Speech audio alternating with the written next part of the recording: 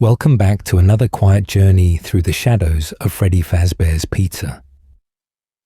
Tonight, we're settling into the darkness of 1987, into the heart of a story that unfolded in flickering monitor lights and the distant mechanical whir of animatronics who remembered too much.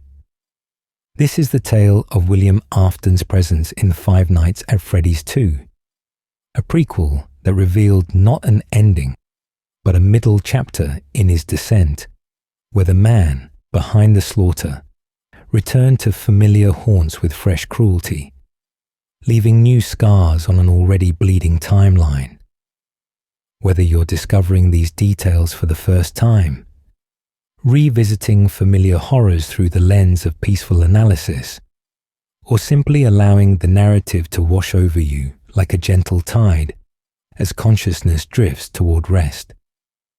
We'll walk through every shadowed corridor of Afton's role in this pivotal installment, examining how his actions in 1987 became another bleeding wound in Fazbear Entertainment's tragic history.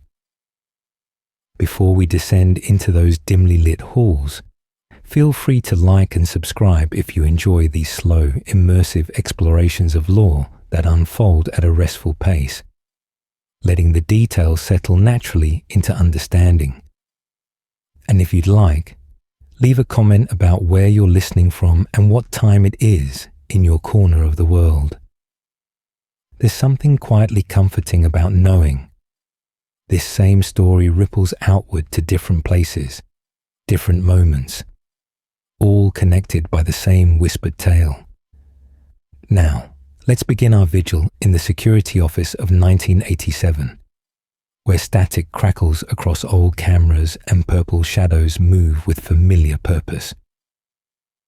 Setting the stage, Five Nights at Freddy's 2 in the timeline. To understand William Afton's role in Five Nights at Freddy's 2, we must first grasp a fundamental truth that eluded players when the game first released in November 2014. Despite being titled as a sequel, Five Nights at Freddy's 2 is actually a prequel, set in 1987, years before the original game's events in 1993. This revelation changed everything about how we interpret the story, transforming what seemed like forward progress into a look backward at wounds still fresh, at horrors not yet fully realized. The year 1987 stands as a pivotal moment in the Fazbear timeline, a year when William Afton had already claimed his first victims, but had not yet reached the depths of obsession that would eventually trap him in decaying metal. It was a year of repetition, of returning to familiar methods with disturbing comfort, of a serial killer finding his rhythm in the mechanical chaos of family entertainment. The pizzeria we encounter in FNAF 2 represents Fazbear Entertainment's attempt at rehabilitation and moving forward from the tragedies that had stained the original location. This new Freddy Fazbear's Pizza, opening its doors to families with bright, modern toy animatronics and advanced security systems, carried beneath its cheerful exterior the weight of past sins. The withered animatronics from the previous location, the original Freddy, Bonnie, Chica, and Foxy, sat decaying in the parts and service room, their forms stripped for components, but their purpose far from forgotten. These were the shells that had housed William Afton's first confirmed victims, the children who had been lured and murdered in 1985 at the location that preceded this one. Their spirits, bound to metal and endoskeletons by the puppet's sorrowful gift, had already begun their endless patrol through the dark, searching faces for the man who had stolen their futures. The timeline placement matters deeply when understanding Afton's presence in this game. By 1987, he had already murdered Charlotte Emily outside Fredbear's family diner, creating the puppet, the guardian who had failed its charge and transformed into something that would grant terrible life to other victims. He had already claimed Gabriel, Jeremy, Susie, Fritz, and Cassidy in the missing children incident of 1985, using the spring bonnie suit to lure them into trust before ending their lives and hiding their bodies in animatronic shells. These weren't his first steps into darkness, but rather the continuation of a pattern, the refinement of a method that had proven horrifyingly effective. When Phone Guy welcomes Jeremy Fitzgerald to his new position in November 1987, he speaks to someone entering a building where multiple layers of tragedy have already seeped into the foundation, where the animatronics don't move by programming alone, but by something far more unsettling. The game's structure, with its week of increasingly difficult nights followed by a custom night, takes place over what appears to be Jeremy's initial employment from November 8th through November 13th, with a seventh night featuring a different guard named Fritz Smith.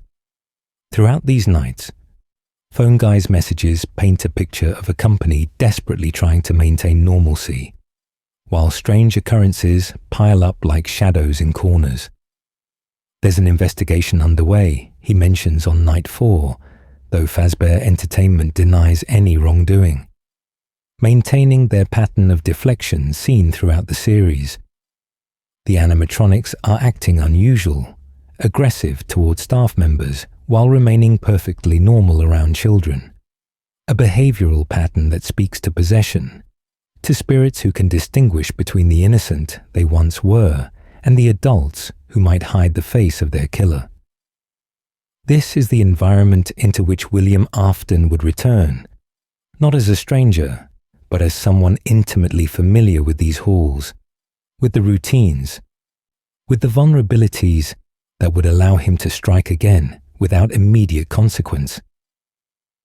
Understanding that FNAF 2 is a prequel transforms our interpretation of every detail. The toy animatronics aren't replacing haunted machines, but attempting to prevent new hauntings through their facial recognition technology, linked to a criminal database in a tragically futile attempt to scan for predators. The withered animatronics aren't mysterious, but known quantities, already possessed, already searching. When we see the restaurant close after 1 week, when we learn of the bite of 87 and the decision to retire the toy line, we're watching not the end of Fazbear Entertainment's troubles, but a middle chapter, another cycle in a pattern that William Afton had helped establish and would continue to perpetuate. The game shows us a man who had found what worked for him and returned to the method with the confidence of practice, entering a building full of new potential victims, while the old ones wandered in the dark, unable to prevent what was coming. This is the landscape of Five Nights at Freddy's 2, and within it, William Afton moved with the assurance of someone who believed he had perfected his art. The man behind the murders, Afton before FNAF 2. To fully appreciate William Afton's actions in 1987, we must understand the man who had shaped himself through earlier choices, through partnerships and betrayals and personal tragedies that had twisted his path into something unrecognizable from his beginnings. William Afton had not always been a killer, though some might argue the seeds were always present, waiting for the right conditions to germinate. He had been a businessman, a roboticist, a father, a partner to Henry Emily in ventures that promised joy and innovation.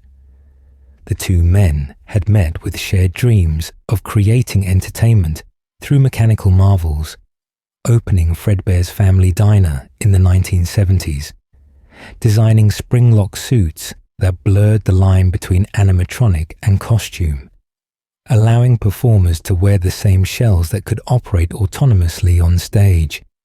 It was an ambitious technology, clever and dangerous in equal measure, requiring precise maintenance and careful handling to prevent the spring mechanisms from failing catastrophically. This innovation would become both Afton's method and eventually his prison, But in those early days, it represented possibility, the physical manifestation of his technical genius. The partnership between William Afton and Henry Emily formed the foundation of Fazbear Entertainment, with Afton handling business and financial matters, while Henry focused on engineering and creative design. They expanded from the diner into multiple locations, creating the Freddy Fazbear's pizza chain that would become infamous, designing the character lineup that included Freddy, Bonnie, Chica, and Foxy, alongside the original Fredbear and Spring Bonnie. Success came quickly. Families flocked to the restaurants, children sang along with the animatronic band, and the two partners stood at the peak of achievement in their field. But beneath the surface, something rotted in William Afton's core. Whether it was jealousy of Henry's stable family life, resentment over business decisions, frustration with being overshadowed creatively, or some darker compulsion that had nothing to do with external circumstances, Afton began to drift toward thoughts that should have remained unthinkable. Some accounts suggest he sought to understand the possession his own son experienced after the bite of 83, trying to put back together the child Michael had accidentally killed with a cruel prank at Fredbear's. Others indicate pure malice, a desire for revenge against Henry for perceived slights, or a fascination with mortality and control that twisted into something monstrous. Whatever the initial spark, William Afton's descent crystallized with his first murder, the killing of Charlotte Emily, Henry's daughter, sometime around 1983. The details remain somewhat obscure, filtered through minigames and implications. But the core truth is undeniable. Outside one of the restaurants, while other children celebrated inside, Charlotte found herself locked out in the rain, crying at a locked door as her birthday party continued without her. The puppet, designed by Henry specifically to protect his daughter, linked to her through a security bracelet, remained trapped inside, unable to reach her in time. William Afton, whether in a moment of opportunity or calculated planning, approached the vulnerable child and ended her life, leaving her body in the alley as rain continued to fall. The puppet eventually broke free and crawled to Charlotte's side, but too late, the damage already done. In that moment, something unprecedented occurred. Charlotte's spirit merged with the puppet, possessing it not through any external intervention, but through proximity, through the guardian's failure creating a bond of shared tragedy. This first possession, this first child death, became the template for what followed, though Afton may not have immediately recognized the significance of what he had created. The murder of Charlotte Emily marked a point of no return, a crossing of a threshold that made subsequent atrocities feel less impossible. By June 26, 1985, William Afton had refined his method, entering what would become known as the missing children incident at the first Freddy Fazbear's pizza location. Using the yellow Spring Bonnie suit, that same spring-lock technology he and Henry had pioneered, Afton disguised himself as a friendly character the children knew and trusted. One by one, he lured 5 children away from the crowds, away from the safety of parental supervision, into a hidden safe room that didn't appear on any official maps, that the animatronic systems were programmed to ignore. There, removed from the witnesses and intervention, he murdered Gabriel, Jeremy, Susie, Fritz, and Cassidy, 5 young lives stolen in quick succession. The bodies, too damning to leave discovered, were stuffed into the animatronic suits, Freddy, Bonnie, Chica, Foxy, and the elusive Golden Freddy, hidden within the mechanical frames like terrible secrets. The puppet, possessed by Charlotte, moved through the restaurant in the aftermath, approaching each child's remains with deliberate purpose, in a scene depicted in the Give Gifts, Give Life minigame. The puppet placed gifts beside 4 of the children, then gave them life by affixing animatronic masks to their heads, binding their spirits to the machines that held their bodies. This act, born from the puppet's own existence as a possessed entity, gave the children a form of continuity, transforming them from victims into eternal residents of the pizzeria, able to move and act even as they couldn't truly live. The missing children incident should have ended William Afton's freedom. Reports were filed, investigations launched. Newspaper clippings from FNAF 1 mention a suspect being arrested and charged. But whether through lack of concrete evidence, through framing another person, or through legal maneuvering we never see directly, Afton evaded lasting consequences. The restaurant closed temporarily. The animatronics began exhibiting strange behaviors. Parents reported foul odors and what appeared to be blood and mucus seeping from the suits. But Fazbear Entertainment's response focused on damage control rather than justice. The company changed hands, reopened under new management, and the pattern continued. This established a horrifying truth about William Afton's world, that he could kill children, that he could hide them in plain sight within the very entertainment that had lured them in, and that the systems meant to protect the vulnerable would fail repeatedly, allowing him to persist. By the time 1987 arrived, Afton had already proven to himself that he could commit these atrocities and survive the aftermath.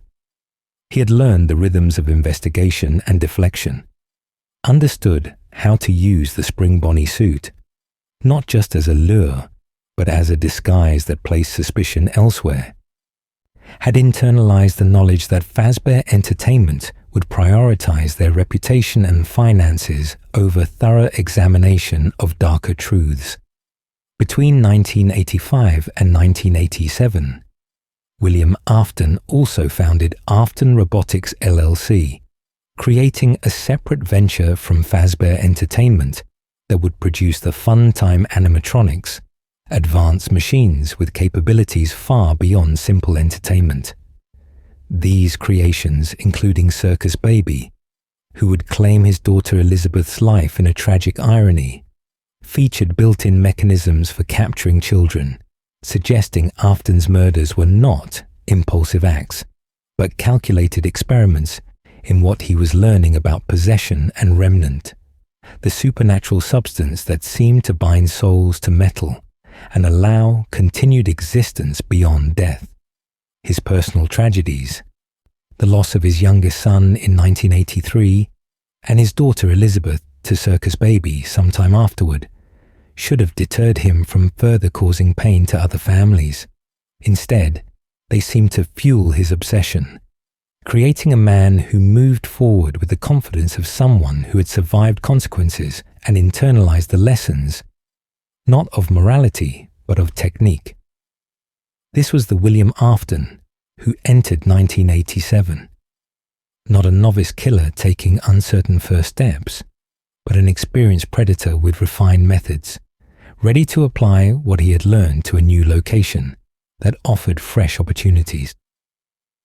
His presence in FNAF 2 represents not his beginning, but his dark maturity, the evolution of someone who had become comfortable in his monstrosity.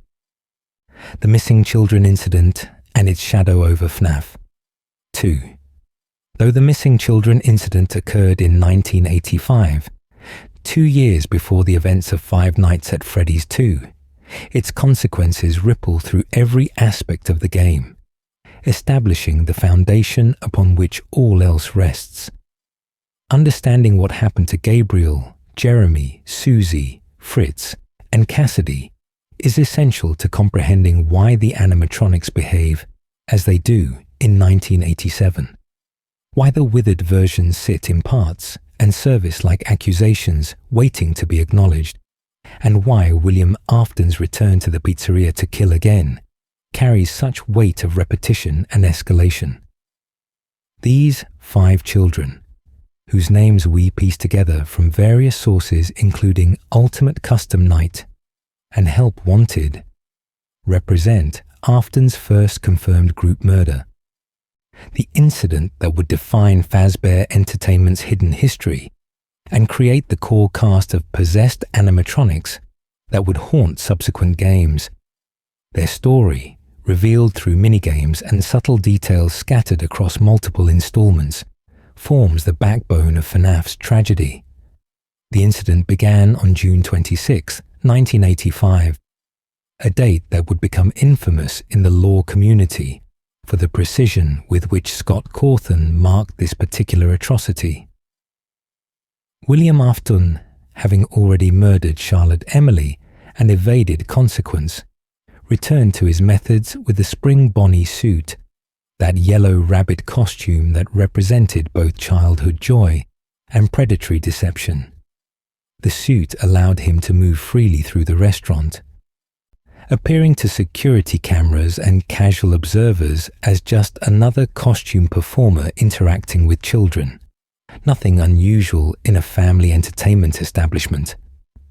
But Afton used this cover to isolate children, to speak to them away from parental supervision, to tell them stories that would lure them into trust.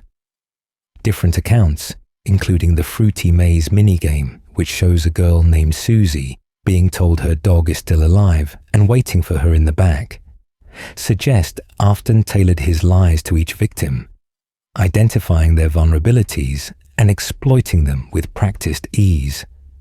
The safe room, that hidden space that didn't appear on building schematics and was programmed to be invisible to animatronic tracking systems, became his killing ground. A room that existed in a legal grey area where company employees stored old equipment and spare parts, off camera and isolated. One by one, the children disappeared. Gabriel, a young boy who would come to possess Freddy Fazbear, whose spirit would eventually communicate through the character's association with leadership and presence. Jeremy, not the security guard, but a murdered child who would inhabit Bonnie, the blue rabbit whose name would echo painfully when Phone Guy instructs another Jeremy to stay safe. Susie, the girl who loved dogs and believed the lie about her pet, who would possess Chica, the yellow chicken animatronic with her companion Cupcake. Fritz, who became Foxy, the out-of-order pirate with his distinctive hook and ragged appearance, and Cassidy, the most mysterious and arguably the most vengeful of the group, who would come to possess Golden Freddy, that spectral non-corporeal presence that appears and disappears with supernatural fluidity throughout the series. Each child experienced the terror of betrayal by a trusted figure, the horrifying final moments that we can only imagine, and the desecration of having their bodies stuffed into animatronic suits, hidden within the very entertainment that had drawn them to the restaurant in the first place. The aftermath of their murders introduced a supernatural element that William Afton may not have anticipated, but would come to study with obsessive interest. The puppet, possessed by Charlotte Emily and driven by some combination of protective instinct and desire to grant the children agency in their suffering, moved through the restaurant to each child's remains. In the Give Gifts Give Life minigame from FNAF 2, we watch from the puppet's perspective as it approaches 4 small figures, giving each a gift before placing upon them the masks of Freddy, Bonnie, Chica, and Foxy, binding their spirits to these animatronic forms. The 5th child, presumably Cassidy, appears briefly before Golden Freddy's jump scare, suggesting a different sort of possession, one without a physical animatronic to anchor it, creating that ghostly manifestation that would become known for crashing games and appearing without logical explanation. This act of the puppet transformed what could have been simply 5 unsolved murders into something far more complex, creating possessions that would allow the children to persist, to move, to hunt, though they could never truly live again. The possessed animatronics began exhibiting behaviors that alarmed staff and customers alike. They moved at night when they should have been immobile, their servos activating without programming, their paths through the building following some internal logic rather than their routines. More disturbingly, they started searching faces, staring at adults with an intensity that suggested recognition and hunting. These weren't random glitches, but patterns that indicated consciousness, purpose, and specifically a purpose tied to identifying William Afton among the night guards and staff who entered after hours. The children's spirits, fragmented by trauma and bound to machines they didn't understand how to control, seemed to mistake any adult male in a security uniform as potentially being their killer, creating the gameplay mechanic that drives FNAF's horror. Animatronics that hunt you relentlessly because they're looking for someone who looks just enough like you to trigger their desperate vengeance. Parents began noticing problems, the smell of decay that no amount of cleaning could fully eliminate, hints of blood and mucus around the facial areas of the suits, the way the animatronics' eyes seemed to follow people with more than mechanical tracking. These complaints, combined with the investigation into the missing children, forced the original Freddy Fazbear's Pizza to close, though not before Fazbear Entertainment sold the company to new ownership, passing along the liability and the haunted machines. By the time FNAF 2 takes place in 1987, these original animatronics have become the withered versions we encounter in parts and service. They've been partially dismantled, their endoskeletons exposed, their casings damaged from years of use and from the company's attempts to retrofit them with newer technology before abandoning that plan. But the spirits within haven't been dismantled. Gabriel in Freddy, Jeremy in Bonnie, Susie in Chica, Fritz in Foxy, and Cassidy in Golden Freddy remain bound to these shells, and they remain active. When Jeremy Fitzgerald takes his post as night guard in November 1987, he's not entering a restaurant with simple animatronic malfunctions, but a building where 5 murdered children patrol in mechanical bodies, still searching after 2 years for the man who killed them. Phone Guy's explanations about the animatronics trying to stuff you into suits because they think you're an endoskeleton without a costume becomes darkly ironic when you understand these aren't programming errors, but the actions of confused child spirits who remember being stuffed into suits themselves and who believe this is how things work, how threats are neutralized in their nightmarish understanding of existence. The missing children. Incident of 1985 casts its shadow over every aspect of FNAF 2, because William Afton's return to murder again in 1987 isn't an isolated act but a direct continuation of this earlier pattern.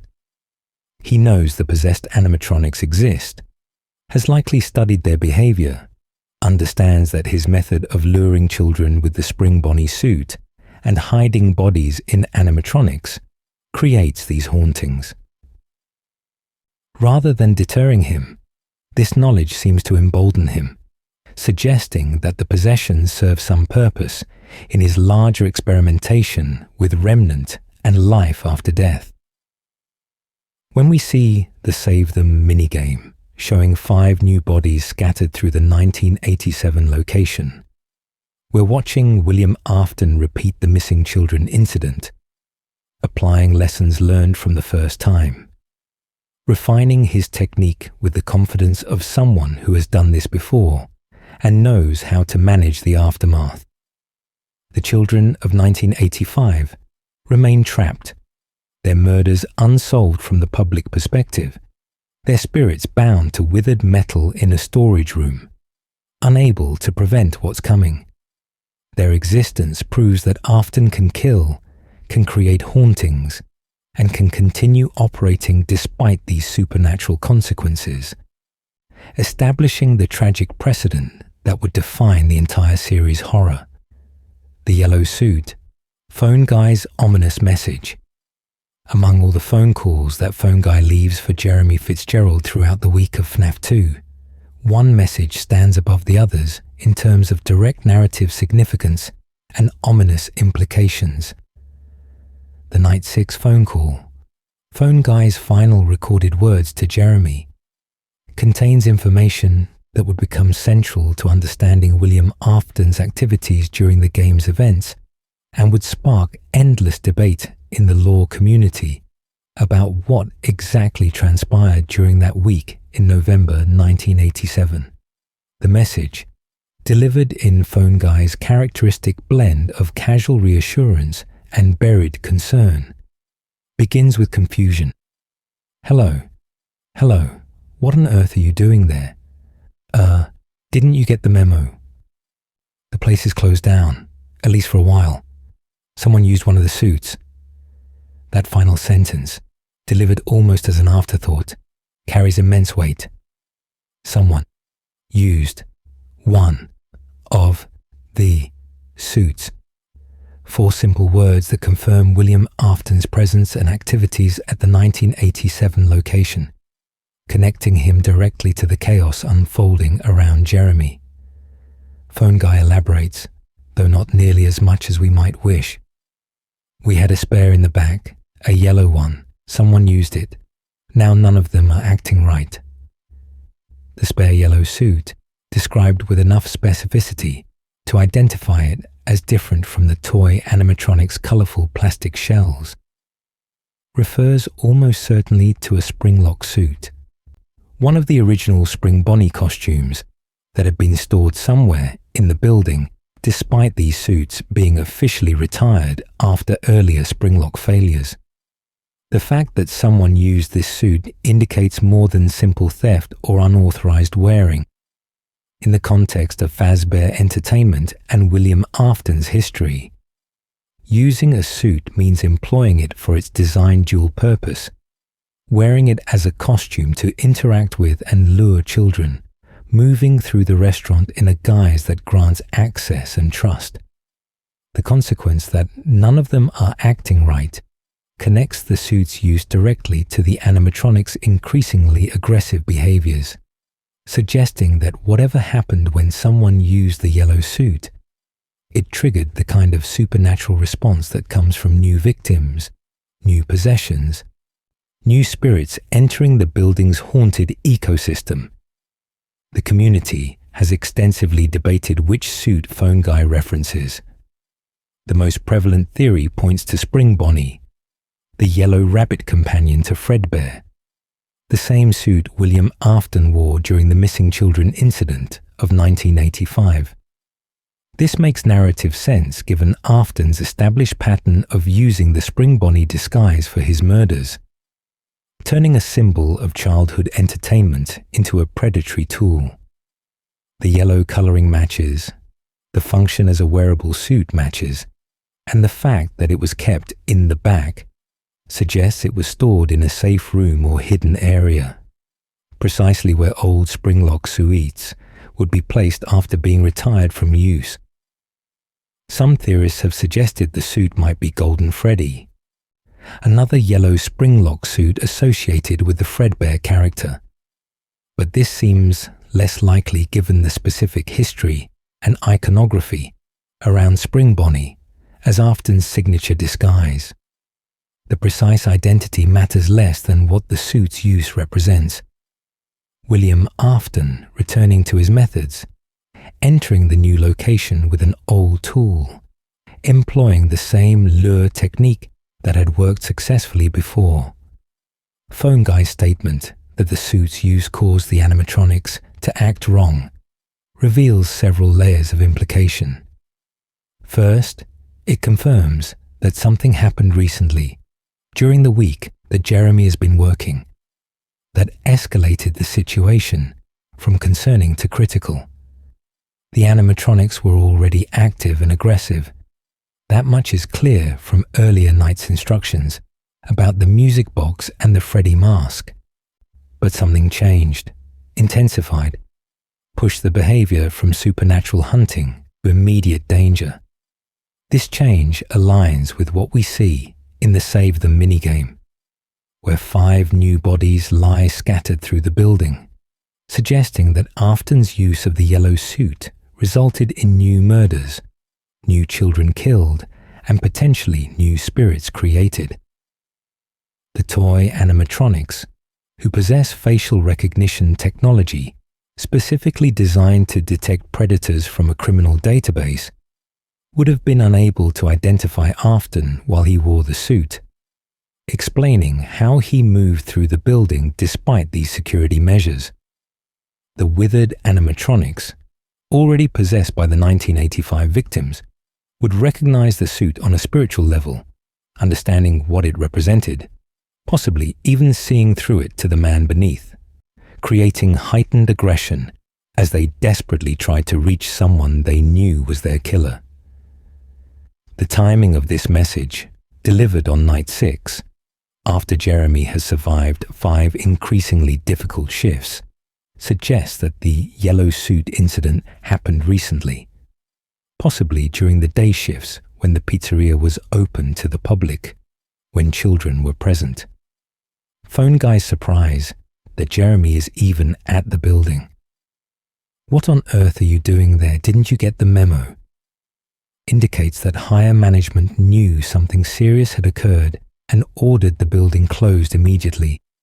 This wasn't a scheduled closure for maintenance or inventory, but an emergency shutdown in response to the suit incident. Yet despite knowing that someone had used a suit inappropriately, that animatronics were malfunctioning dangerously, and that the investigation Phone Guy mentioned on night 4 was ongoing, the company's response focused on containing Jeremy for one more night. Just finish your shift. It's safer than trying to leave in the middle of the night. And planning a final event for the next day. We have one more event scheduled for tomorrow, a birthday. You'll be on day shift. This birthday party, which Jeremy is instructed to attend the following day, wearing his uniform and staying close to the animatronics to make sure they don't hurt anyone, becomes the backdrop for what most of the community believes was the bite of 87, the infamous incident that Phone Guy references in the first game with, "They used to be allowed to walk around during the day, but then there was the bite of 87. The connection between the yellow suit incident and this final birthday party creates a tragic sequence. Someone, almost certainly William Afton, used the Spring Bonnie suit to lure and kill children during the week Jeremy worked, creating new victims whose spirits possessed the toy animatronics or intensified existing hauntings. The company, rather than immediately closing and investigating thoroughly, scheduled one final event, placed their night guard into day shift security duty, and in the chaos of possessed animatronics at a children's party, someone got bitten severely enough to lose their frontal lobe, forcing a permanent shutdown and the scrapping of the entire toy line. Phone Guy's yellow suit message encapsulates so much of what makes FNAF's storytelling effective. It provides just enough information to confirm something terrible happened, while leaving the precise details obscure, requiring players to piece together the fuller picture from minigames and environmental details. We know someone used a suit. We know it was yellow and kept in the back. We know this usage caused immediate consequences severe enough to warrant emergency closure. We know an investigation was already underway. We can reasonably infer, based on the Save Them minigame, and William Afton's established patterns, that this suit usage involved child murder, that new victims joined the growing list of souls bound to Fazbear properties, and that Afton once again evaded immediate capture despite being the obvious suspect. The message, delivered in Phone Guy's characteristic tone that tries to downplay horror with procedural language, becomes one of the clearest windows into William Afton's active participation in FNAF 2's events, confirming that his presence in 1987 wasn't historical or past tense, but immediate and consequential, that he walked those halls during the same week that Jeremy manned the security office, and that his actions directly contributed to the location's closure and the permanent changes to how Fazbear Entertainment would operate animatronics in the future. The SAVETHEM minigame, 5 new bodies and purple pursuit. If Phone Guy's message about the yellow suit provides textual confirmation of William Afton's presence in FNAF 2, the SAVETHEM minigame offers visual evidence of his crimes, presenting one of the most direct confrontations between the player and the purple guy sprite that had become his hallmark in the series' pixelated storytelling. This death minigame, which has a 10% chance of appearing after the player dies to an animatronic, takes place in the 1987 Freddy Fazbear's Pizza location and provides crucial details about events that occurred during Jeremy Fitzgerald's employment week. The minigame's title, spelled out letter by letter through audio cues as you play, spells Save Them. A desperate plea that mirrors the earlier Help Them from Give Gifts, Give Life and Save Him from Take Cake to the Children, connecting these moments of failed protection across the timeline. The puppet's voice, presumably, calling out for someone to save the children who are already dead, who can only be saved in some spiritual sense now, creates a haunting backdrop for what players encounter as they navigate the building. In Save Them, you control Withered Freddy. Notable because this represents the possessed form of Gabriel, one of Afton's 1985 victims, moving through the pizzeria in a pixelated recreation of the game's camera map. The choice to have players control a possessed animatronic rather than a human security guard or the puppet itself emphasizes how the spirits of the murdered children exist within this world, how they perceive and navigate their environment through mechanical forms they don't fully understand or control. As Withered Freddy moves through the rooms using WASD controls and directional keys to change facing, you encounter 5 small grey figures lying motionless on the floor in various locations throughout the building. These figures, clearly meant to represent dead children given their size and positioning, lie in pools of what appears to be blood, the first explicit depiction of gore in the series to that point. The presence of 5 bodies mirrors the 5 victims from the missing children incident of 1985, suggesting William Afton returned to his preferred victim count, creating a set of new murders that parallel his earlier work with disturbing precision. The bodies' locations scattered throughout the accessible camera areas, party rooms, hallways, the main stage area, indicates these murders didn't happen all in one location, like the original safe room killings, but occurred across multiple areas of the pizzeria. This distribution suggests either that Afton killed children in different locations as opportunities arose, or that he moved bodies after killing them in one place, spreading them out to delay discovery or for some other purpose related to his experiments with possession and remnant. The fact that these bodies lie visible on the floor, not yet stuffed into animatronic suits, indicates that Save Them depicts either the immediate aftermath of the murders before Afton could complete his disposal method, or that he changed his technique in 1987, leaving bodies exposed rather than hidden within mechanical shells. The puppet's involvement, moving through the building following a path while calling "Save Them," suggests it was attempting to reach these children, to grant them the same gift of possession it gave to the 1985 victims. But something interrupted this process or arrived too late to prevent their deaths. The most striking aspect of Save Them comes from its rare encounter mechanic. As you navigate rooms with withered Freddy, there is a 1 in 100 chance that when you enter a room to the right of your current position, William Afton will appear as a dark purple sprite at the opposite end of that room. His design in Save Them differs from his appearance in other FNAF 2 minigames like Take Cake to the Children and Foxy Go Go Go, where he appears in a lighter purple shade. In Save Them, the purple guy sprite is darker, more shadowy, suggesting either that this minigame takes place at night in poorly lit areas, or that this represents Afton's evolution, his deeper descent into darkness making him visually more menacing, even in stylized pixel form. He appears thin and hunched, with what looks like a yellow badge or object on his chest, and holding something in his hand, possibly a phone or flashlight or tool, though the pixelation makes precise identification difficult.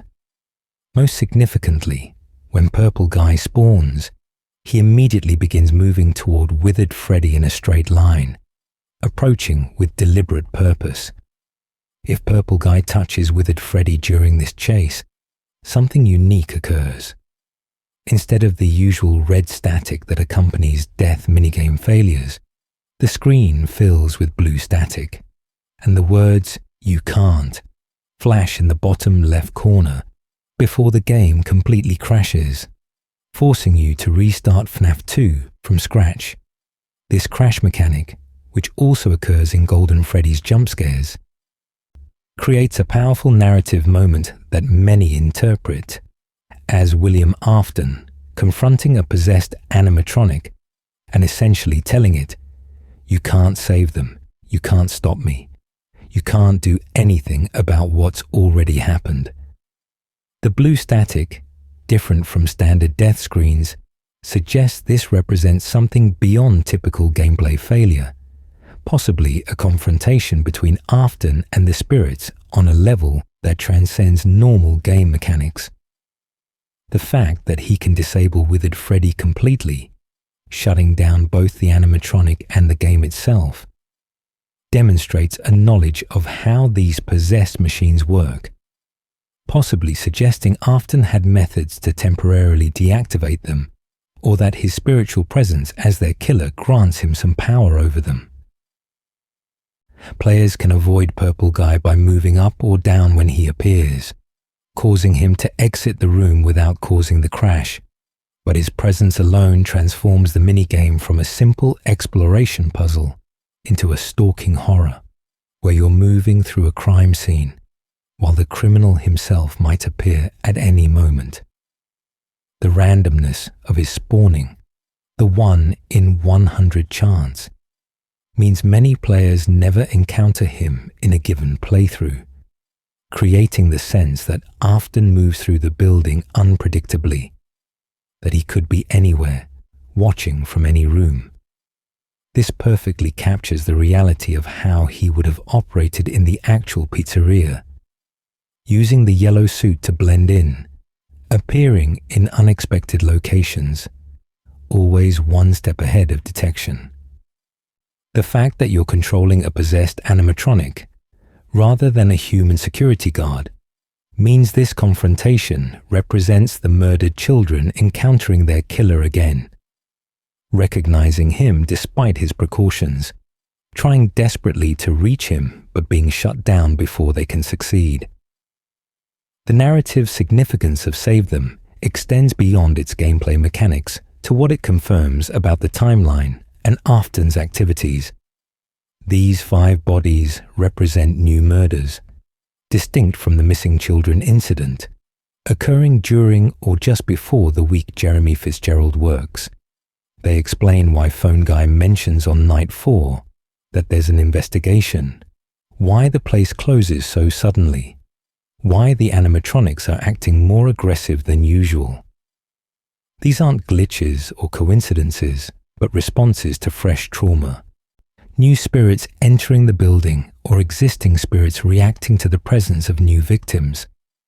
The toy animatronics, particularly, seem to have become possessed by these 1987 children, explaining their supernatural abilities like glowing eyes and movements that shouldn't be possible for machines, even advanced ones with facial recognition software.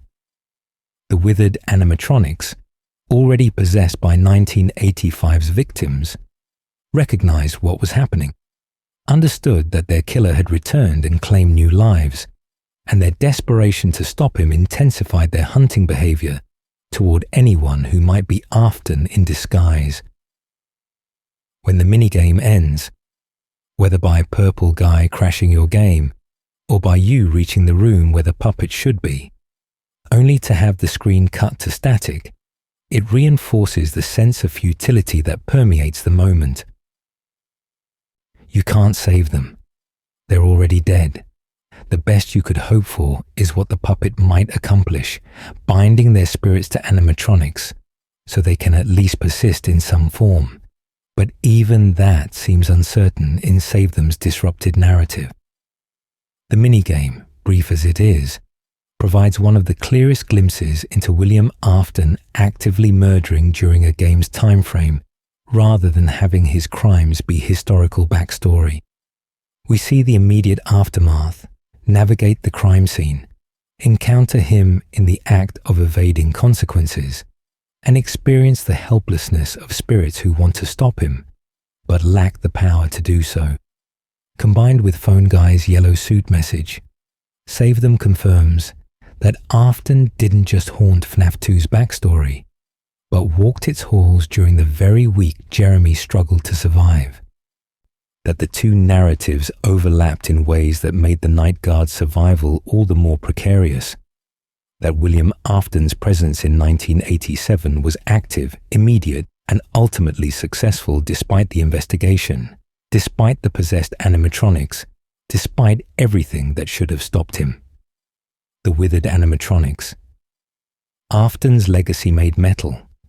The withered animatronics, those deteriorating shells that sit in the parts and service room before beginning their nightly patrols through the 1987 pizzeria, represent one of the most direct and persistent manifestations of William Afton's past crimes affecting the present. Withered Freddy, withered Bonnie, withered Chica, and withered Foxy aren't merely old equipment kept for spare parts, though that's how Fazbear Entertainment frames their presence. They are walking, moving proof of the missing children incident of 1985, animated not by servos and programming, but by the spirits of Gabriel, Jeremy, Susie, and Fritz, the children William Afton murdered and stuffed into these very suits. When Jeremy Fitzgerald reports for his first night shift in November 1987, and Phone Guy explains that the old animatronics are kept in parts and service, he's unknowingly describing a room full of victims, spirits bound to mechanical bodies for over 2 years, still searching for the man who killed them. Understanding the withered animatronics' behavior in FNAF 2 requires understanding they aren't malfunctioning equipment, but possessed entities whose actions stem from trauma, confusion, and desperate vengeance. The physical state of the withered animatronics reflects their history and the company's attitudes toward them. Withered Bonnie stands faceless, his covering stripped away entirely to reveal the metal endoskeleton beneath, wires dangling where synthetic skin should be, one arm completely removed, creating an appearance that transforms the once friendly blue bunny into something nightmarish. Withered Chica shows similar decay, her jaw hanging loose, her arms exposed down to the metal, her cupcake companion appearing in various locations throughout the building as if it has its own haunted autonomy. Withered Freddy remains more intact than his companions, but his hat sits askew, his wiring protrudes, and his eyes glow with awareness that shouldn't exist in powered-down machinery. Withered Foxy, relegated to the parts and service room like his companions, maintains his hook and pirate motif, even in deterioration, his endoskeleton jaw visible through torn covering. These weren't careful refurbishments or respectful retirements, but partial dismantlings that stripped the characters of dignity while failing to strip them of the spirits within. Phone Guy explains that the company considered using parts from the old animatronics to retrofit the toys with newer technology, attempting to upgrade the aging equipment and make them viable again. But this plan was apparently abandoned, leaving the withered versions in a state of incomplete disassembly. What the company didn't account for, what they either didn't believe or chose to willfully ignore, was that dismantling haunted animatronics doesn't free the spirits within. Gabriel, Jeremy, Susie, and Fritz remain bound to their respective shells regardless of missing faces or removed limbs. The puppet's gift in 1985, binding their souls to these machines, apparently created a connection deeper than physical form, allowing them to persist and move even as their mechanical bodies degraded. This explains why, despite sitting in what should be a storage room, powered down and partially disassembled, the withered animatronics become active each night, leaving their designated locations to patrol the building with purpose. Their behavior patterns in FNAF 2 reveal much about how possession functions in the FNAF universe and how the children's spirits perceive their existence. The withered animatronics can't be stopped by doors like in the first game, requiring the player to use the Freddy mask to trick them into thinking you're one of them, a fellow animatronic rather than a human target. This method works because the spirits inside still think in somewhat childlike terms, still can be fooled by surface-level disguises, their cognitive abilities limited by their traumatic deaths, and their imprisonment in mechanical forms they don't fully understand. When they encounter the night guard, their immediate impulse is to stuff him into a suit, a behavior Phone Guy attributes to them, thinking the guard is an endoskeleton without its costume.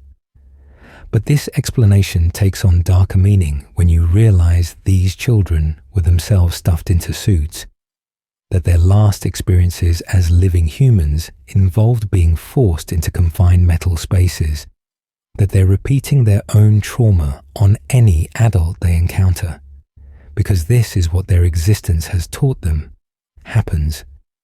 This is the pattern they've internalized. The withered animatronics' aggression toward adults while remaining docile around children during the day, a behavior Phone Guy mentions on night 4, when he notes they interact fine with kids but act aggressive towards staff, reveals that the spirits retain some ability to distinguish between the innocent and potential threats. They remember, on some level, that an adult killed them, that their murderer wore a security uniform as a night guard to gain access to the building, that he presented himself as someone trustworthy before revealing his true nature. Every adult male working night shift becomes, in their confused perception, possibly William Afton, possibly the man they need to stop but cannot clearly identify.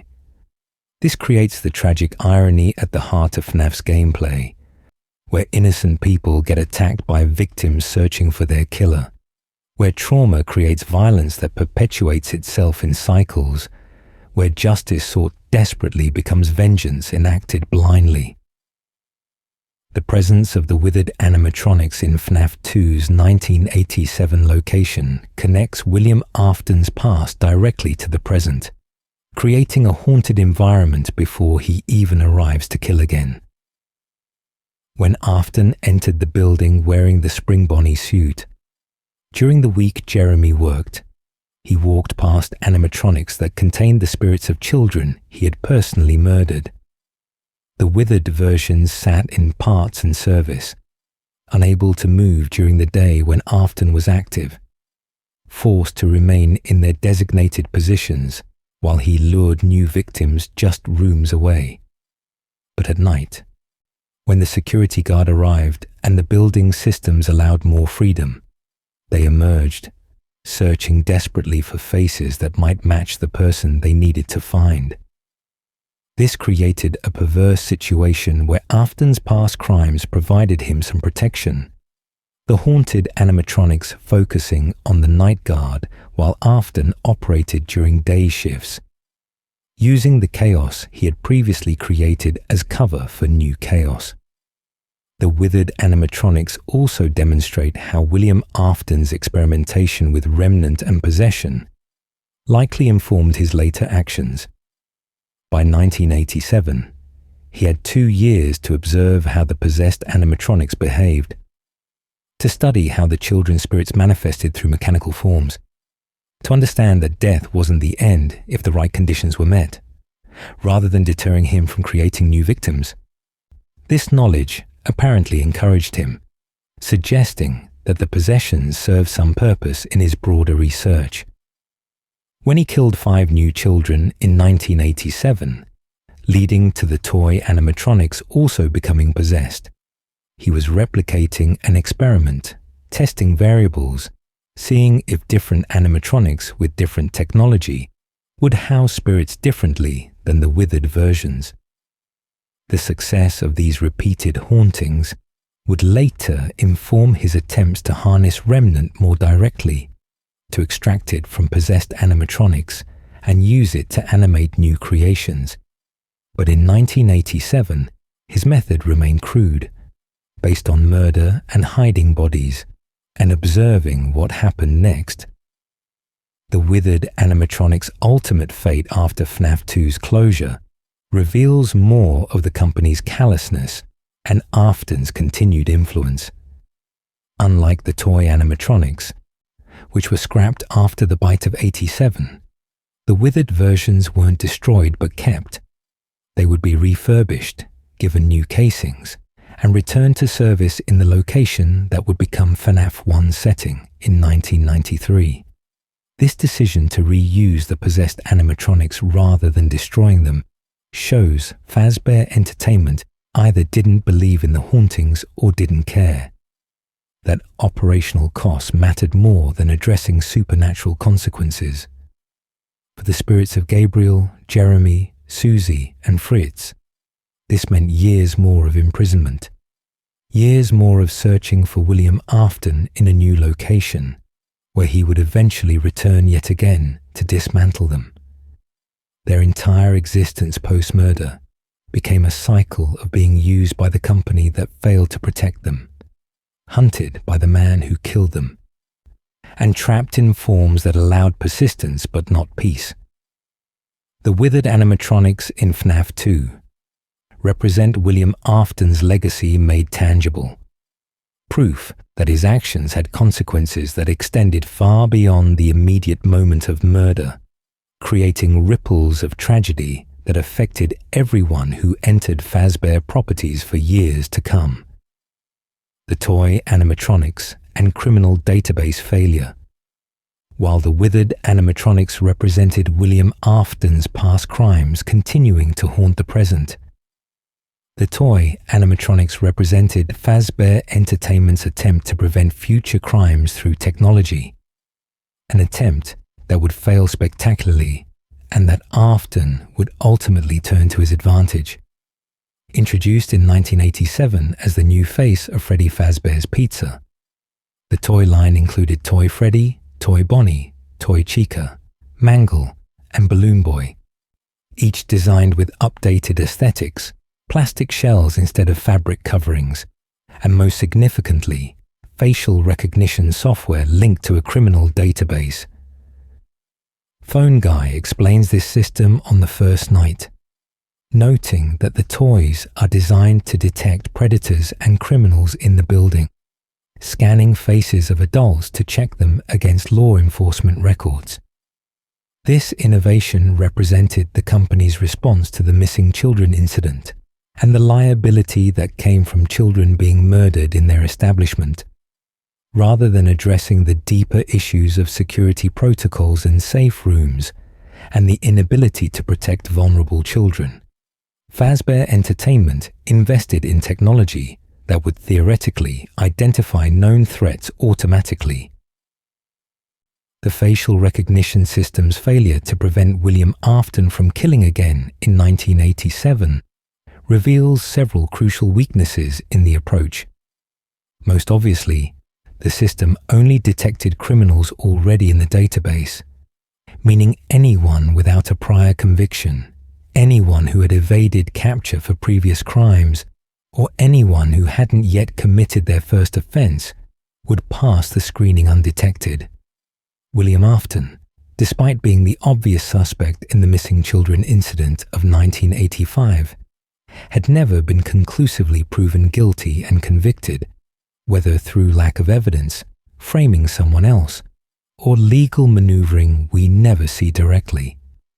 The newspaper clippings from FNAF 1 mention a suspect being charged, but this apparently wasn't Afton himself, or the charges didn't stick.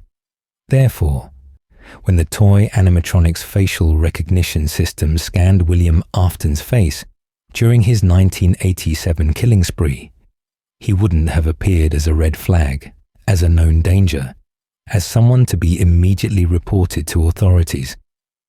He would scan as just another adult in the building, unremarkable and unthreatening, according to the limited parameters the system checked. More critically, the facial recognition system was completely bypassed when Afton wore the spring bonnie suit. The yellow costume that Phone Guy mentions someone using on night 6 wouldn't register as a human face to scan. The technology would either ignore the suit entirely, classifying it as another animatronic and therefore not subject to background checks, or might fail to properly identify facial features through the mask and costume head, producing no scan result at all. This vulnerability turned the spring bonnie suit from simply a lure children trusted into an actual technical advantage, a way to move through the building while explicitly avoiding the security measure designed to prevent predators. Afton's knowledge of Fazbear Entertainment systems, his understanding of how they had attempted to protect children after his previous murders, allowed him to identify and exploit this specific weakness. He didn't need to hack the database or forge credentials. He just needed to wear a costume, something he had access to and experience with, transforming the company's expensive security upgrade into something he could defeat with a suit kept in the back of the building. The 5 children killed in 1987, their bodies seen in the SAVETHEM minigame, appear to have possessed the toy line based on their supernatural abilities that far exceeded their program capabilities. Toy Bonnie, Toy Chica, and Toy Freddy all display behaviors that shouldn't be possible for plastic-shelled entertainment robots, moving with purpose beyond their routines, tracking the security guard with intensity that suggests awareness. Their eyes glow in ways that indicate possession rather than simple LED illumination. This interpretation of the toy animatronics as possessed vessels explains Phone Guy's escalating concern throughout the week, particularly on night 4, when he mentions someone may have tampered with their facial recognition systems. What he interprets as tampering could be internal supernatural corruption, the spirits of murdered children affecting the very systems that were supposed to prevent their deaths. Mangle presents a particularly interesting case among the toy animatronics. Initially, a toy Foxy designed as a take-apart and put back together attraction in Kids Cove, allowing children to disassemble and rebuild the animatronic repeatedly throughout the day. Mangle ended up in a state of permanent disrepair, its endoskeleton exposed, its pieces dangling, creating an appearance that earned it the fan-given name Mangle that would stick in community discussion. Some theories suggest Mangle was the animatronic responsible for the bite of 87, given that it hangs from the ceiling in its death animation and could feasibly bite downward into someone's frontal lobe. Whether or not Mangle specifically caused the bite, its existence represents another failure of the toy line's design, showing that even new technology with safety features couldn't prevent children from interacting with animatronics in dangerous ways, couldn't prevent the machines from ending up in states where they posed threats. Balloon Boy, though not explicitly possessed in the same way as the others, demonstrates the toy line's broader integration into the 1987 location systems. He can disable the flashlight, affecting the guard's ability to check the hallways and defend against Foxy, showing these animatronics were networked in ways that allowed them to impact building systems. This interconnection might have been part of the security design, allowing the toys to coordinate their predator detection and response. But it also meant that when the toys became possessed and started acting erratically, their ability to affect systems made them more dangerous. The entire premise of the toy line, these advanced, safe, secure animatronics that would prevent tragedies through technology, collapsed under the reality that William Afton understood mechanical and security systems better than the company did, and that supernatural elements couldn't be addressed through programming upgrades. The fate of the toy animatronics after FNAF 2's closure demonstrates how Fazbear Entertainment responded to the failure of their security measures. Rather than investigating why the facial recognition didn't detect the killer, rather than examining how someone used a suit to commit murders under the noses of these sophisticated machines, the company scrapped the entire toy line, writing them off as too expensive to maintain and too publicly associated with the bite of 87 to salvage reputationally. The spirits of the 1987 victims, presumably freed when their vessel shells were destroyed, or perhaps trapped in the scrap, received no acknowledgement or attempt at resolution. The withered animatronics were kept and refurbished because they represented cheaper equipment that could be reused, showing the company's priorities aligned with finances rather than addressing the haunted nature of their establishments. William Afton's ability to kill children despite the advanced security, to corrupt the toys through creating new possessions, and to ultimately escape legal consequence again, demonstrates that technology alone couldn't stop him, that the company's approach of adding features to animatronics rather than fundamentally rethinking their security and operational policies meant predators would continue finding vulnerabilities to exploit. Shadow Freddy and Shadow Bonnie, dark remnants of Afton's crimes. Among the many supernatural elements that appear in Five Nights at Freddy's 2, the shadow animatronics represent some of the most mysterious and debated entities in terms of their origins, nature, and connection to William Afton's crimes.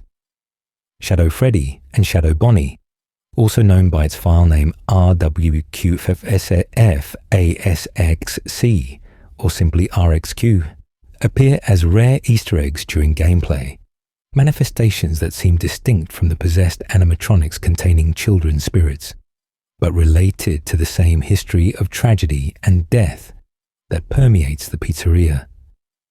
Understanding these shadows and their potential links to Afton requires examining what we know from FNAF 2 and later games, as well as theories that have developed around Dark Remnant, Springlock failures, and the broader supernatural mechanics of the series. Shadow Bonnie appears in FNAF 2 with an approximately 1 in a million chance, though due to how the game's random number generator works, the actual odds are closer to 1 in 16,384, still making it one of the rarest encounters in the game. When Shadow Bonnie spawns, it manifests as a pure black, silhouetted version of Toy Bonnie, though with some key differences including extra teeth and glowing white eyes, and teeth that pierce through the otherwise complete darkness of the figure. It appears on the left side of the office, standing perfectly still, and if the player looks at it for too long without looking away or putting on the Freddy mask, it will fade away and cause the game to crash, similar to Golden Freddy's behavior. The mobile version simply freezes rather than crashing, but the disruptive effect remains the same. Shadow Bonnie's black form suggests it isn't simply a possessed animatronic, but something else. An entity formed through different means or representing a different kind of spiritual presence. Shadow Freddy, while not explicitly appearing in FNAF 2 gameplay, would become important in FNAF 3's minigames, where it leads the animatronics to their dismantling in the safe room. In later games, particularly Special Delivery, both Shadow Freddy and Shadow Bonnie become connected to Dark Remnant, a supernatural substance that forms from agony, pain, and negative emotions. The Fazbear Fright stories provide additional context for how Dark Remnant might work in the broader FNAF universe, suggesting it forms from accumulated trauma and suffering. If we consider this framework as applicable to the games, the shadow animatronics in FNAF 2 could represent concentrations of this dark remnant, formed from the intense agony of the missing children incident and William Afton's subsequent 1987 murders. The connection to Afton becomes more speculative when we consider the springlock failures that occurred at Fazbear locations. Phone Guy mentions in FNAF 3's training tapes that simultaneous springlock failures at a sister location led to the suits being retired, with employees suffering gruesome deaths as the spring mechanism snapped closed. One interpretation suggests the shadow animatronics could represent the souls or echoes of employees who died in springlock failures, particularly in Spring Bonnie and Spring Freddy suits. If this theory holds weight, and if William Afton wore the Spring Bonnie suit during murders while it contained remnants of previous deaths, this might explain why Shadow Bonnie appears in locations associated with his crimes. Another interpretation within the community connects Shadow Freddy specifically to William Afton's own spiritual presence before he became Springtrap. In FNAF 3's minigames, Shadow Freddy deliberately leads the animatronics to the safe room where Purple Guy waits to dismantle them, which has led some to theorize this entity either serves Afton's purposes or represents a fragment of him. This interpretation remains debated, but it would make Shadow Freddy essentially a spiritual projection of Afton. If we follow this line of thinking, then Shadow Freddy's absence as a visible threat in FNAF 2 might indicate it hadn't fully formed yet, though the conditions for its eventual existence were being created through his continued murders. Shadow Bonnie's benevolent role in FNAF 3's minigames, where it helps free the spirits of the murdered children by allowing them to access the happiest day, contrasts with its potentially dark origins, suggesting these shadow entities have some agency and aren't simply evil manifestations. Perhaps Shadow Bonnie, formed from the agony of the Spring Bonnie suit that Afton used for his murders, developed awareness that led it to oppose him, to try undoing some of the harm associated with that costume's legacy. The crash effect when players look at Shadow Bonnie too long in FNAF 2 might represent not an attack, but a defensive mechanism, the entity protecting itself from observation or forcing Jeremy to look away before something worse happens. Its pure black form could symbolize how it exists in a space between physical and spiritual, fully neither, but manifesting as both. unstable in ways that affect the game's reality itself. The rarity of both shadow animatronics appearances in FNAF 2 emphasizes their nature as something abnormal, even by the standards of a haunted pizzeria. While the possessed animatronics appear every night following patterns players can learn, the shadows manifest randomly, unpredictably, as if they're not fully bound to the location, but flicker in and out of existence based on conditions we can't fully understand. This unstable presence aligns with dark remnant theories, suggesting these entities haven't achieved the permanent binding that the murdered children's spirits accomplished through being stuffed into suits. They're more ephemeral, more prone to vanishing, existing in a liminal state that makes them dangerous in their unpredictability, but also less persistently threatening than animatronics that actively hunt. William Afton's connection to the shadow animatronics, whether as their unwitting creator through generating the agony that formed them, as someone who learned to manipulate Dark Remnant for his own purposes, or as the source of Shadow Freddy's manifestation, adds another layer to his presence in FNAF 2. If the shadows represent accumulated trauma from Springlock failures he caused or witnessed, from murders he committed in suits that retained some spiritual impression, or from his own evil beginning to manifest through supernatural means, then their appearances in 1987 marked the point where consequences of his actions started exceeding simple hauntings. He wasn't just creating ghosts of individual victims anymore, but fundamentally corrupting locations, generating entities born from concentrated suffering, poisoning the spiritual ecosystem of Fazbear Entertainment in ways that would persist long after any individual victim might find peace. The shadows lurk in FNAF 2 as harbingers of something darker than possessed animatronics, as warnings that Afton's crimes were creating supernatural consequences that transcended individual souls and touched something more primordial about how pain itself could manifest and persist. The Bite of 87 and its connections to Afton's chaos. The Bite of 87 stands as one of the most infamous events in Five Nights at Freddy's lore. Mentioned by Phone Guy in the very first game, with "They used to be allowed to walk around during the day, but then there was the Bite of 87, creating immediate intrigue about what exactly happened and who was involved."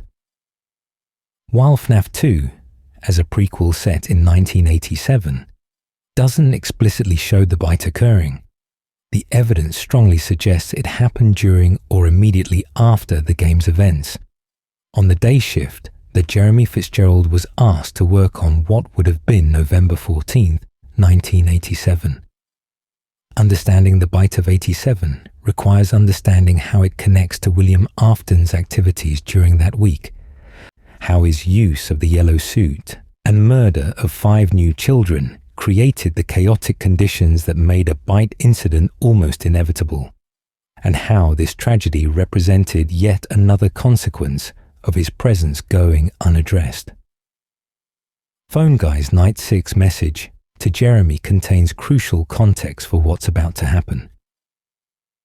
"We have one more event scheduled for tomorrow, a birthday.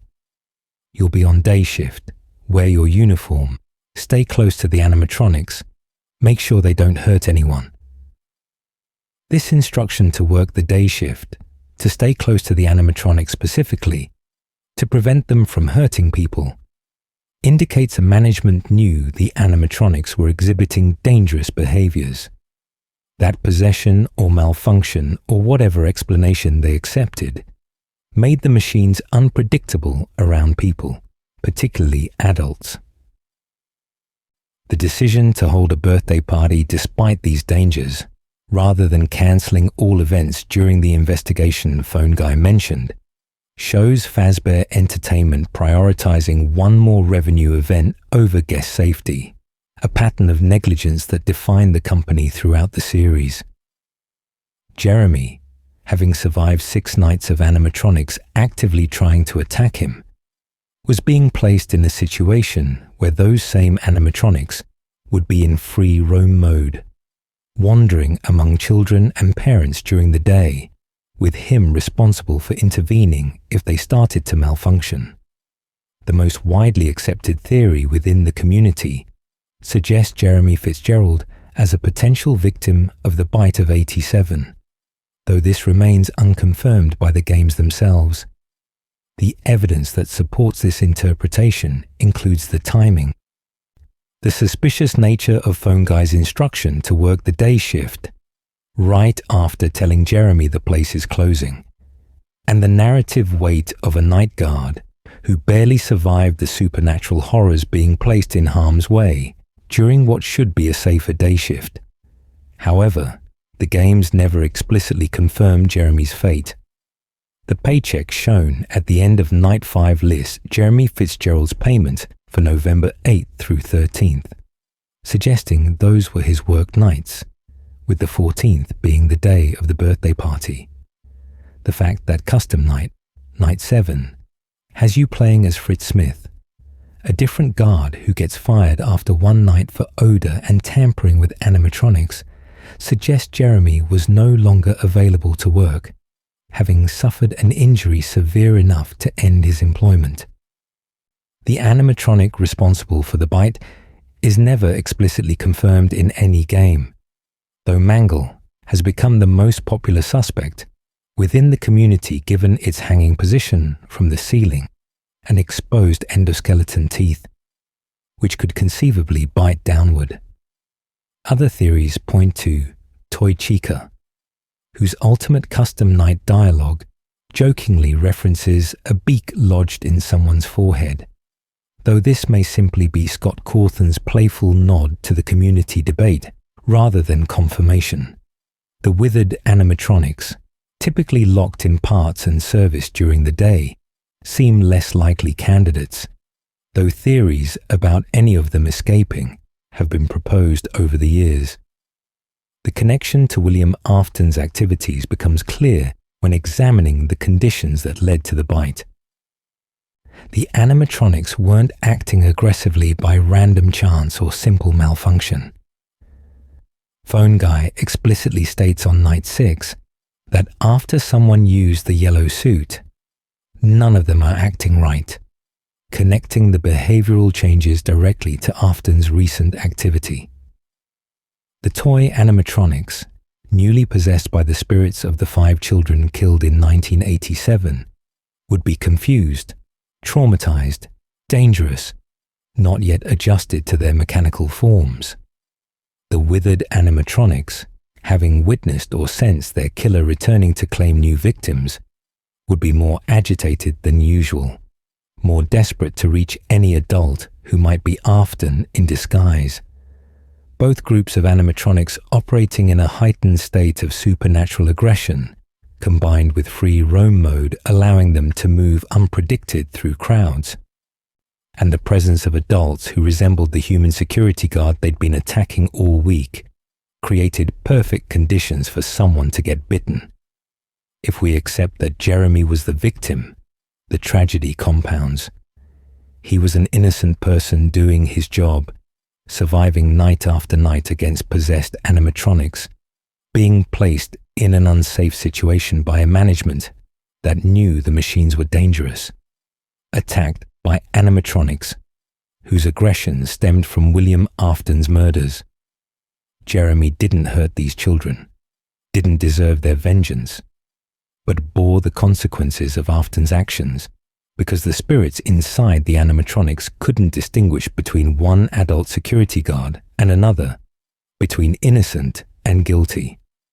This represents one of FNAF's core tragedies, that Afton's crimes created ripples of harm that extended far beyond his direct victims, that his ability to evade consequence meant others absorbed the punishment meant for him. The night guard getting bitten instead of the child killer represents profound injustice, the wrong person suffering while Afton presumably left the building that day unscathed. possibly even using the chaos of the bite incident as cover to disappear before investigators could question him about the yellow suit usage. The bite of 87 had immediate and lasting consequences for Fazbear Entertainment's operations. Phone Guy in the first game notes that after the bite, animatronics were no longer allowed to roam during the day, with their movement restricted to night mode only. This represented a fundamental change in how the restaurants operated, removing one of the key entertainment features, the wandering characters interacting with guests. The 1987 location closed permanently after the bite, with the toy animatronics scrapped and the withered ones put into storage for eventual refurbishment. The incident represented a public relations disaster that even Fazbear Entertainment's usually effective damage control couldn't fully contain, making the bite a notable enough event that it would be referenced years later. Yet, despite the severity of the incident, despite the ongoing investigation Phone Guy mentioned, despite the clear evidence that someone had used a suit to commit additional murders during the week leading to the bite, William Afton apparently escaped legal consequence again, free to continue his experiments and eventually return to dismantle the animatronics in FNAF 3's timeline. The bite of 87, while not a direct murder by William Afton, represents the culmination of chaos he created, another victim of his actions even if he didn't personally swing the animatronic jaw that caused the injury. His decision to return to the 1987 location and kill 5 more children, his use of the yellow suit that triggered behavioral changes, his continued presence creating possessed animatronics that viewed all adults as potential threats. These factors combined to make a bite incident during a crowded birthday party with free roaming machines almost inevitable. Someone was going to get hurt when supernatural forces clashed with corporate negligence, clashed with inadequate security measures. That someone was Jeremy Fitzgerald, a night guard who probably just needed the job and ended up losing a part of his brain because a serial killer was allowed to operate unchecked in the building where he worked. The bite stands as a monument to consequences, not for Afton who escaped them, but for the innocent people who existed in proximity to his crimes and absorbed their fallout.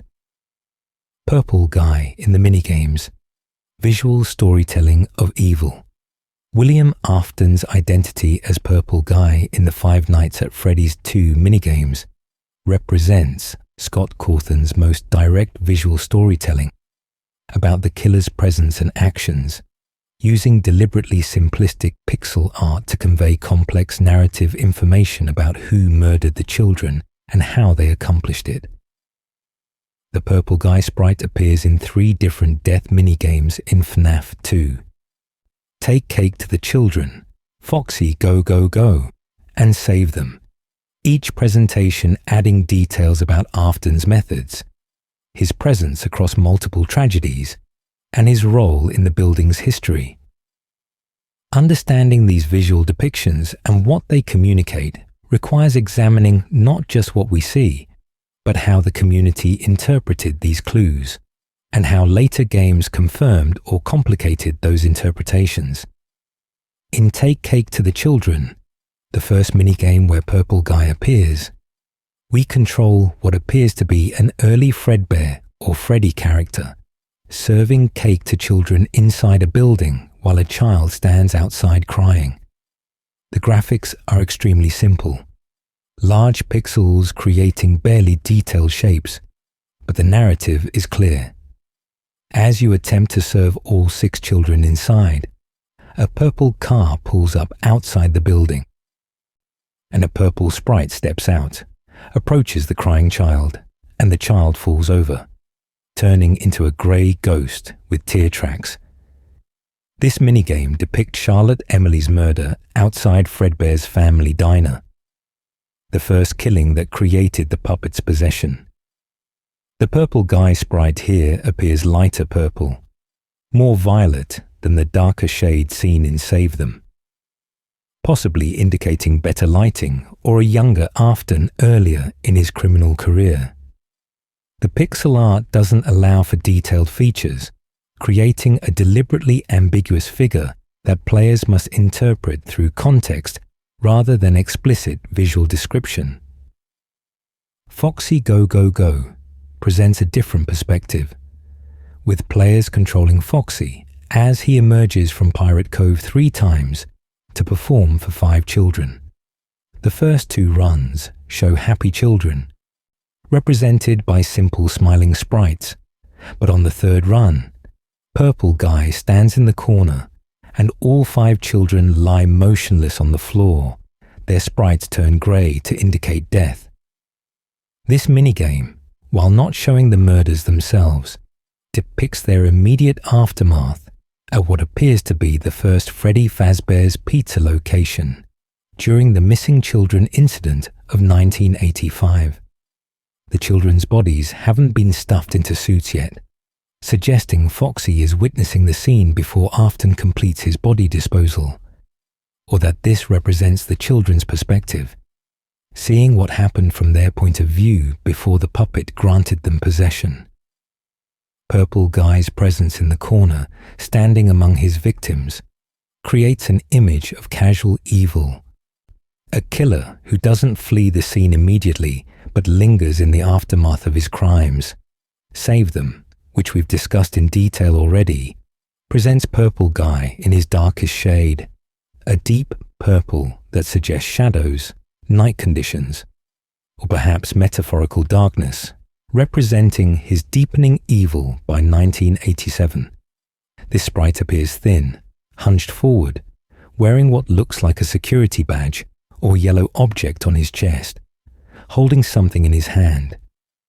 The detail level remains minimal, but the posture and colouring create a menacing figure, more obviously threatening than the previous lighter purple sprites. When he chases withered Freddy, moving in a straight line with apparent purpose, and crashes the game with "you can't" upon contact, Purple Guy becomes an active antagonist rather than a figure observed in the background. This evolution from static character to pursuing threat mirrors William Afton's growing confidence and power in the narrative, from his first murder requiring opportunity and circumstance to his 1987 return, where he operates so brazenly that he can directly confront the possessed animatronics containing his previous victims. The choice to depict the killer in purple rather than realistic human colouring sparked extensive community discussion. Some theories suggested purple represented shadow, that any human in dim lighting would appear purple in these stylized minigames, making Purple Guy not necessarily purple in reality, but rather any human figure depicted in pixel art darkness. This interpretation gained traction when fans noted that in better lit minigames like Take Cake to the Children, the purple is lighter, while in darker settings like Save Them, it's deeper. However, later games would complicate this by consistently using purple to specifically identify William Afton, suggesting the color was a deliberate character marker rather than just environmental shading. The purple coloring became so associated with Afton that the community adopted Purple Guy as his primary nickname before his actual name was revealed in later installments. The evolution of Purple Guy's sprite across different minigames also led to theories about whether multiple Purple Guys existed, whether some appearances represented William Afton, while others represented accomplices, or his son, Michael. This theory gained some support from the fact that Scott Cawthon copyrighted 2 different Purple Guy sprites as Purple Guy 1 and Purple Guy 2 in the game files, suggesting deliberate differentiation. However, most of the community eventually settled on these being the same character depicted in different time periods or lighting conditions, with differences in sprite design reflecting technical choices or timeline placement rather than different individuals. Michael Afton's association with purple in later games, particularly in Sister Location, where he becomes a purple corpse after the scooping, added another layer to the purple symbolism, suggesting the color might be an Afton family marker or represent death and decay more broadly. The purple guy sprite's simplicity actually enhances their effectiveness as horror elements. By providing minimal detail, the pixelated figures allow players to fill in gaps with imagination, to create a more detailed and personally disturbing mental image of the killer than detailed graphics might accomplish.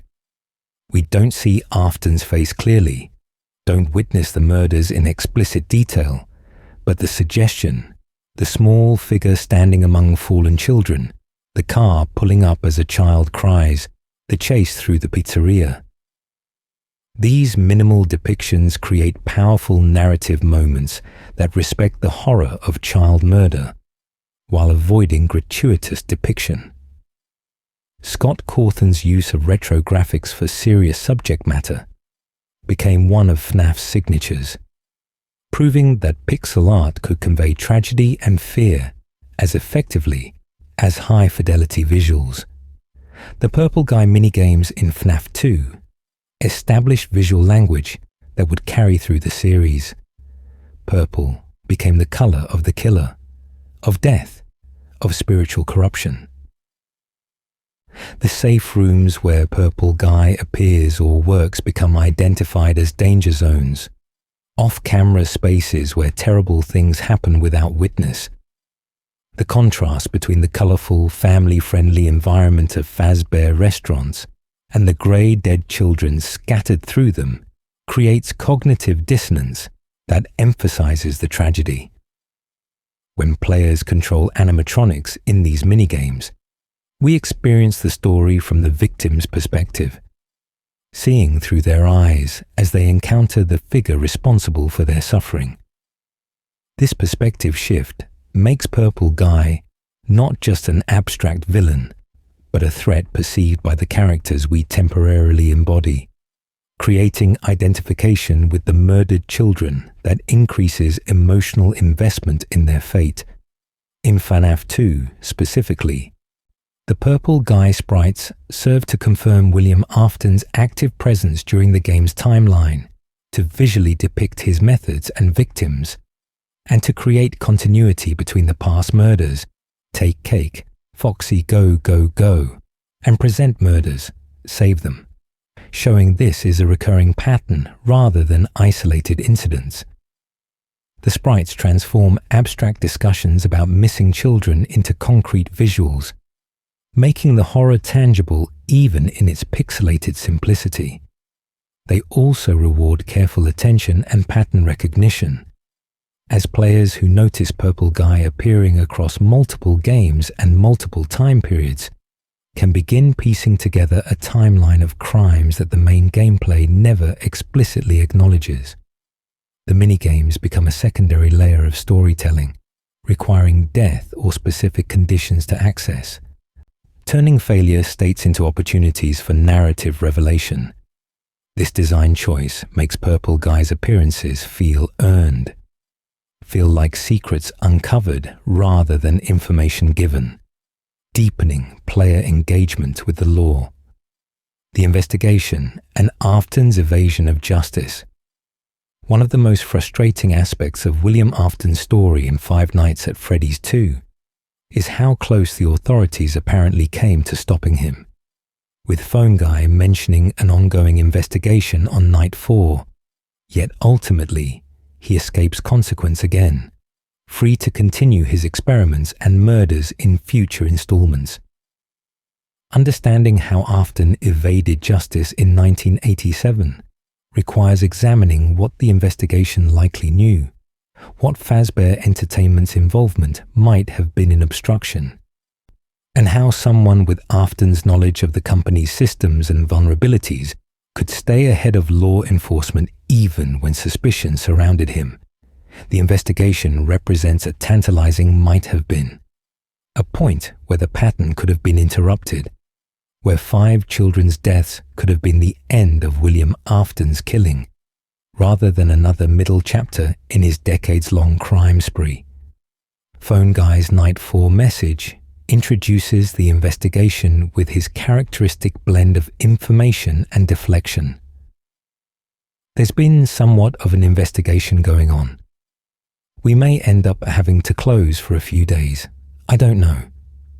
I want to emphasize, though, that it's really just a precaution. Fazbear Entertainment denies any wrongdoing. These things happen sometimes. It'll all get sorted out in a few days. The language here reveals corporate damage control in action, minimizing the severity of whatever triggered the investigation, insisting it's precautionary rather than responsive to actual crimes, deflecting responsibility from the company. The phrase, "these things happen sometimes," in reference to circumstances severe enough to warrant investigation, shows the company's troubling acceptance of incidents at their properties, as if missing children or injured patrons were unfortunate but acceptable costs of operating family entertainment. Phone Guy's assurance that Fazbear denies any wrongdoing, before even explaining what wrong they might be accused of, demonstrates practice deflection, suggesting this isn't the first time the company has faced scrutiny. What exactly is being investigated? Phone Guy doesn't specify directly, but context from the SAVETHEM minigame and the yellow suit incident suggests multiple layers of investigation. First, 5 children's bodies scattered through the pizzeria would absolutely trigger law enforcement response. Parents reporting missing children, staff discovering bodies, crime scene investigators processing the location. Second, Phone Guy's mention on night 6 that someone used a yellow suit, causing the animatronics to act wrong, suggests this suit usage was noticed and reported, possibly by staff who saw someone in costume behaving suspiciously, or by the animatronics' facial recognition systems logging unusual activity. Third, the animatronics' aggressive behaviors towards staff, mentioned on night 4 when Phone Guy notes they might have been tampered with, would raise concerns about equipment safety and potential malicious interference. Each of these issues alone would warrant investigation.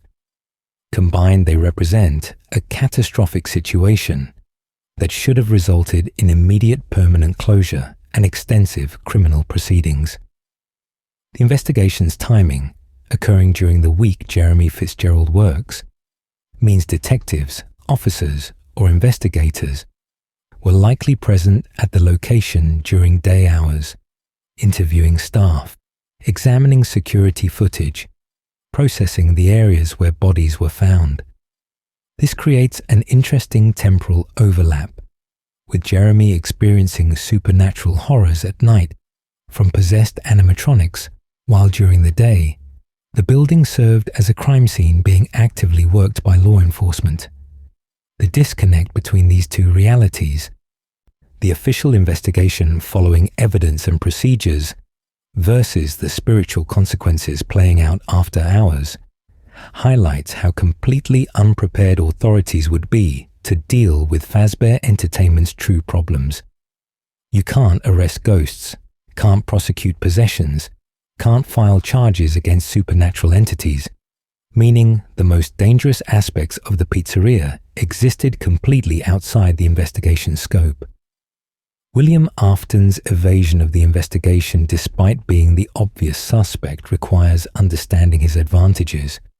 First, his intimate knowledge of the building's layout, including the safe rooms that don't appear on official maps and that security cameras don't monitor, provided him with spaces to commit crimes without leaving typical forensic evidence. The safe room where the original missing children incident occurred remained sealed and invisible to investigation in FNAF 3's timeline, suggesting these spaces could be effectively hidden from searches if Afton knew where they were and how to conceal them. Second, his use of the Spring Bonnie suit bypassed the toy animatronics' facial recognition, meaning there would be no digital record of William Afton present during time of murders, just possible footage of an animatronic character moving through the building, which could be explained as normal operations or denied as someone else in costume. Third, his business relationship with Fazbear Entertainment and possible ownership stake or management position gave him authority to shape narratives, to influence what information got shared with investigators, to position himself as cooperating helper rather than suspect. Fazbear Entertainment's role in enabling Afton's escape can't be overstated. The company's pattern throughout the series involves covering up incidents, settling lawsuits quietly, prioritizing public relations over accountability. When Phone Guy says Fazbear Entertainment denies any wrongdoing, that denial likely extended to cooperation with investigation, to lawyers limiting what employees could discuss, to carefully manage press releases that shaped public perception. If the investigation focused on animatronic malfunction, causing children's deaths, rather than recognizing these were deliberate murders, Fazbear could deflect blame to technical issues, faulty programming, tragic accidents. The company had every incentive to avoid investigation expanding to include systematic safety failures, previous incidents at other locations, the withered animatronics history, anything that might open them to massive liability.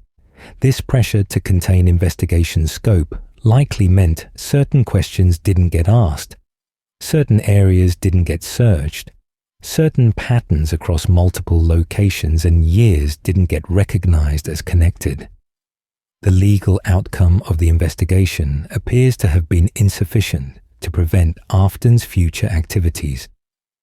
The newspaper clippings from FNAF 1 mention that after the missing children incident of 1985, a suspect was arrested and charged, but this apparently wasn't Afton, or the charges didn't result in conviction. The 1987 investigation may have produced similar results.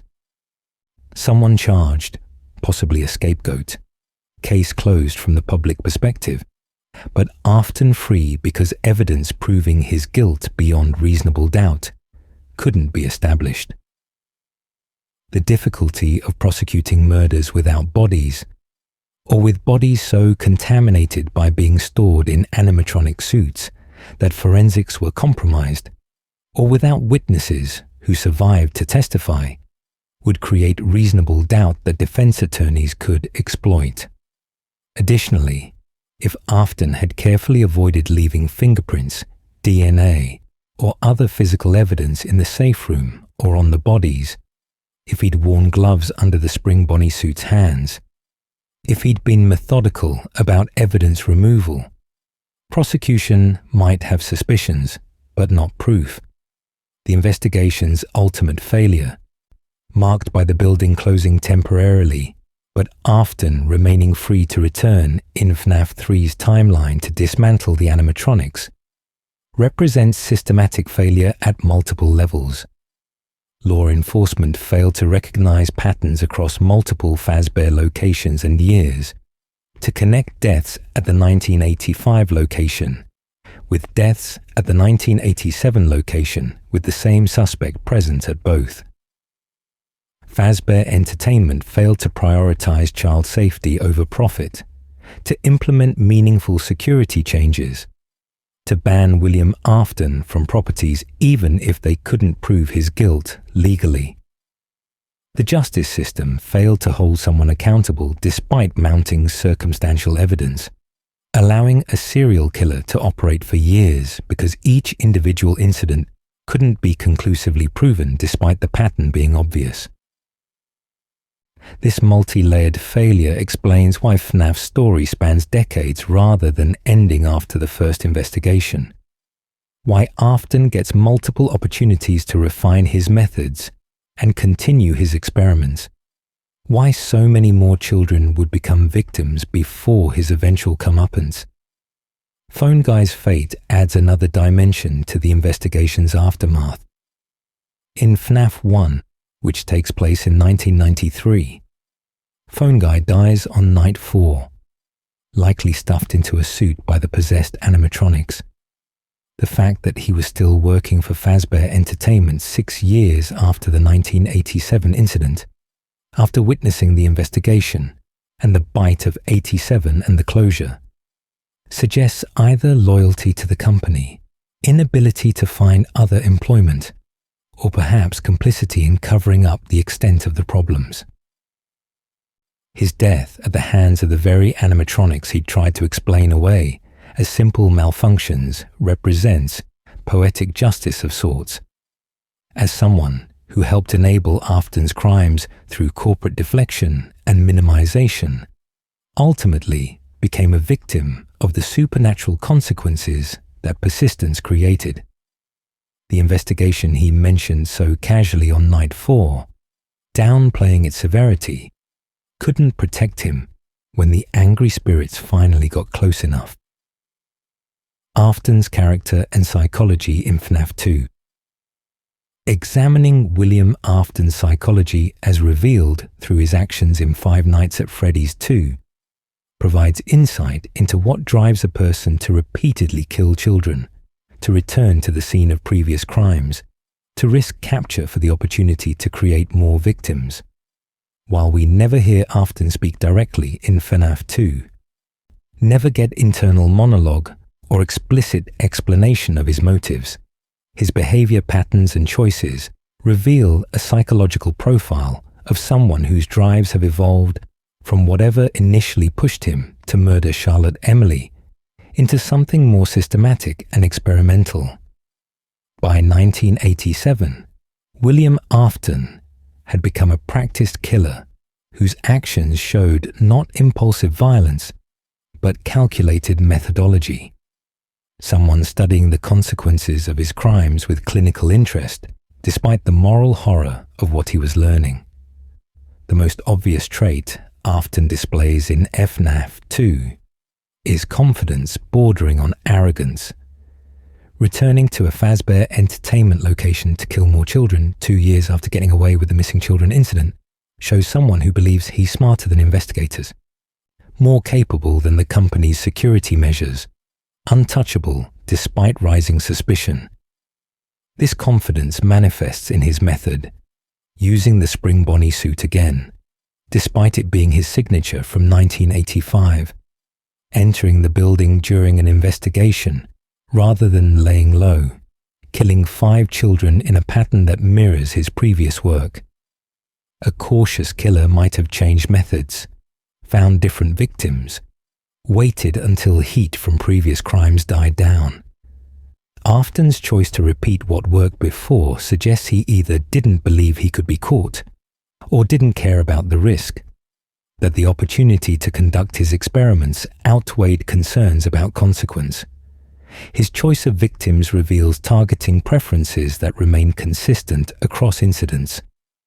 Children, specifically young children attending birthday parties or similar events at the pizzeria, represented vulnerability he could exploit through his technical knowledge and access to costumes. The Spring Bonnie suit transformed him from threatening adult stranger into trusted character, lowering children's guards and allowing him to isolate them from parental supervision. This exploitation of trust, turning something designed to create joy into a tool for predation, shows a disturbing understanding of child psychology and environmental opportunity. Afton didn't randomly select victims, but engineered situations where children would trust him, where their normal wariness towards strangers would be suspended because someone in a bunny costume must be safe, must be part of the entertainment. This calculated approach to gaining victims' trust indicates planning and premeditation rather than crimes of passion or opportunity. The question of Afton's ultimate goals in FNAF 2 connects to larger series themes about his interest in Remnant, in possession, in what later games suggest was a pursuit of immortality or understanding death through experimentation. By 1987, he had observed that murdered children possessed animatronics when their bodies were stuffed into suits, that they gained ability to move and act through mechanical forms. His return to kill 5 more children in 1987 suggests he may have been testing whether new animatronics, the technologically advanced toy line with different construction and capabilities, would become possessed in the same way as the withered originals. This pattern of behavior indicates someone conducting repeated experiments, though his exact motivations remain largely interpretive, based on his actions across the series. This scientific approach to child murder, treating it as experimentation with variables and outcomes rather than recognizing the moral catastrophe of each individual death, indicates severe dissociation from normal human empathy. Afton's psychology required ability to compartmentalize, to view children not as people, but as components in his research, their suffering and death as necessary costs of advancing his understanding. The Fazbear Frights books, while not strictly game canon, provide character study through parallels, showing Afton as someone obsessed with conquering death, with mechanical immortality, with proving his genius through creating something that transcends normal limitations.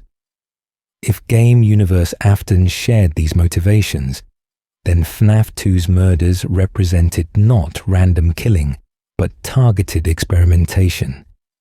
Each victim chosen to provide data points in his larger study of how spirits interact with mechanical forms.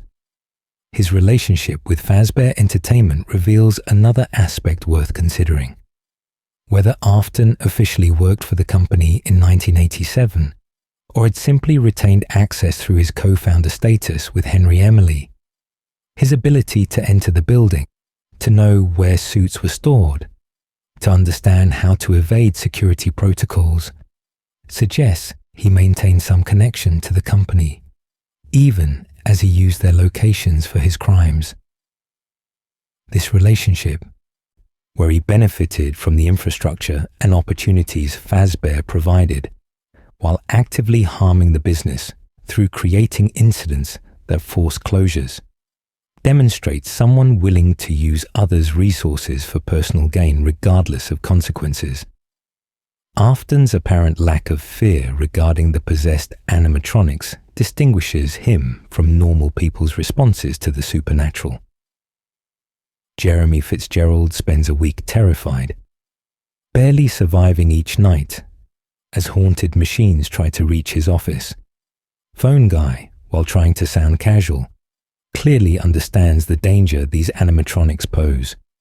But Afton, who knew these were his victims possessing these shells, who understood they were searching for him specifically, still returned to the building, still walked past them, wearing the suit that might trigger recognition. This suggests either confidence that they couldn't identify him reliably, possibly having tested their recognition abilities on previous visits, or a belief that he could handle confrontation if it occurred. The SAVETHEM minigame's rare encounter, where Purple Guy tells withered Freddy, "You can't," and deactivates it, might represent this confidence.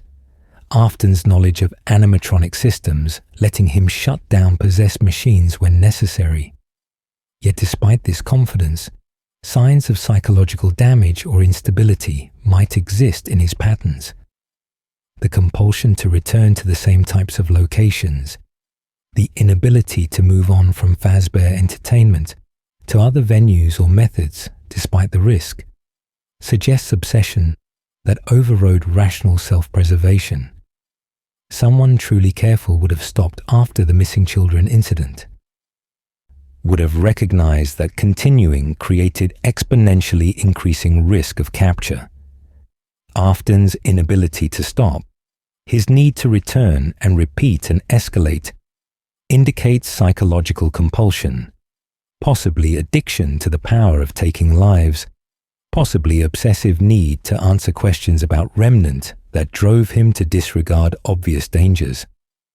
His later fate, trapped in the spring Bonnie suit for decades after trying to dismantle the animatronics in FNAF 3, shows someone whose obsessions ultimately consumed him, whose inability to walk away from Fazbear's haunted locations despite multiple opportunities to escape led directly to his own imprisonment.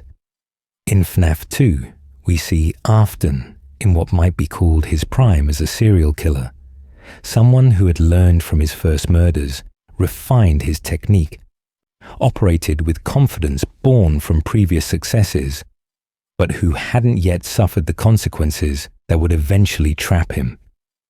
He represents the killer at his most dangerous, most active, most successful at evading capture while continuing to claim victims.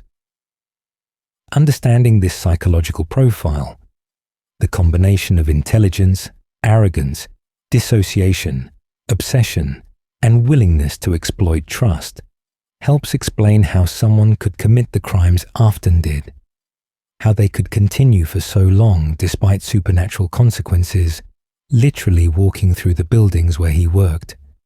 He was someone capable of learning from experience, but incapable or unwilling to learn the lesson that some knowledge costs too much, that some experiments shouldn't be conducted, that creating suffering to satisfy curiosity represents fundamental moral failure, regardless of how interesting the results might prove. The legacy of William Afton's actions in FNAF 2.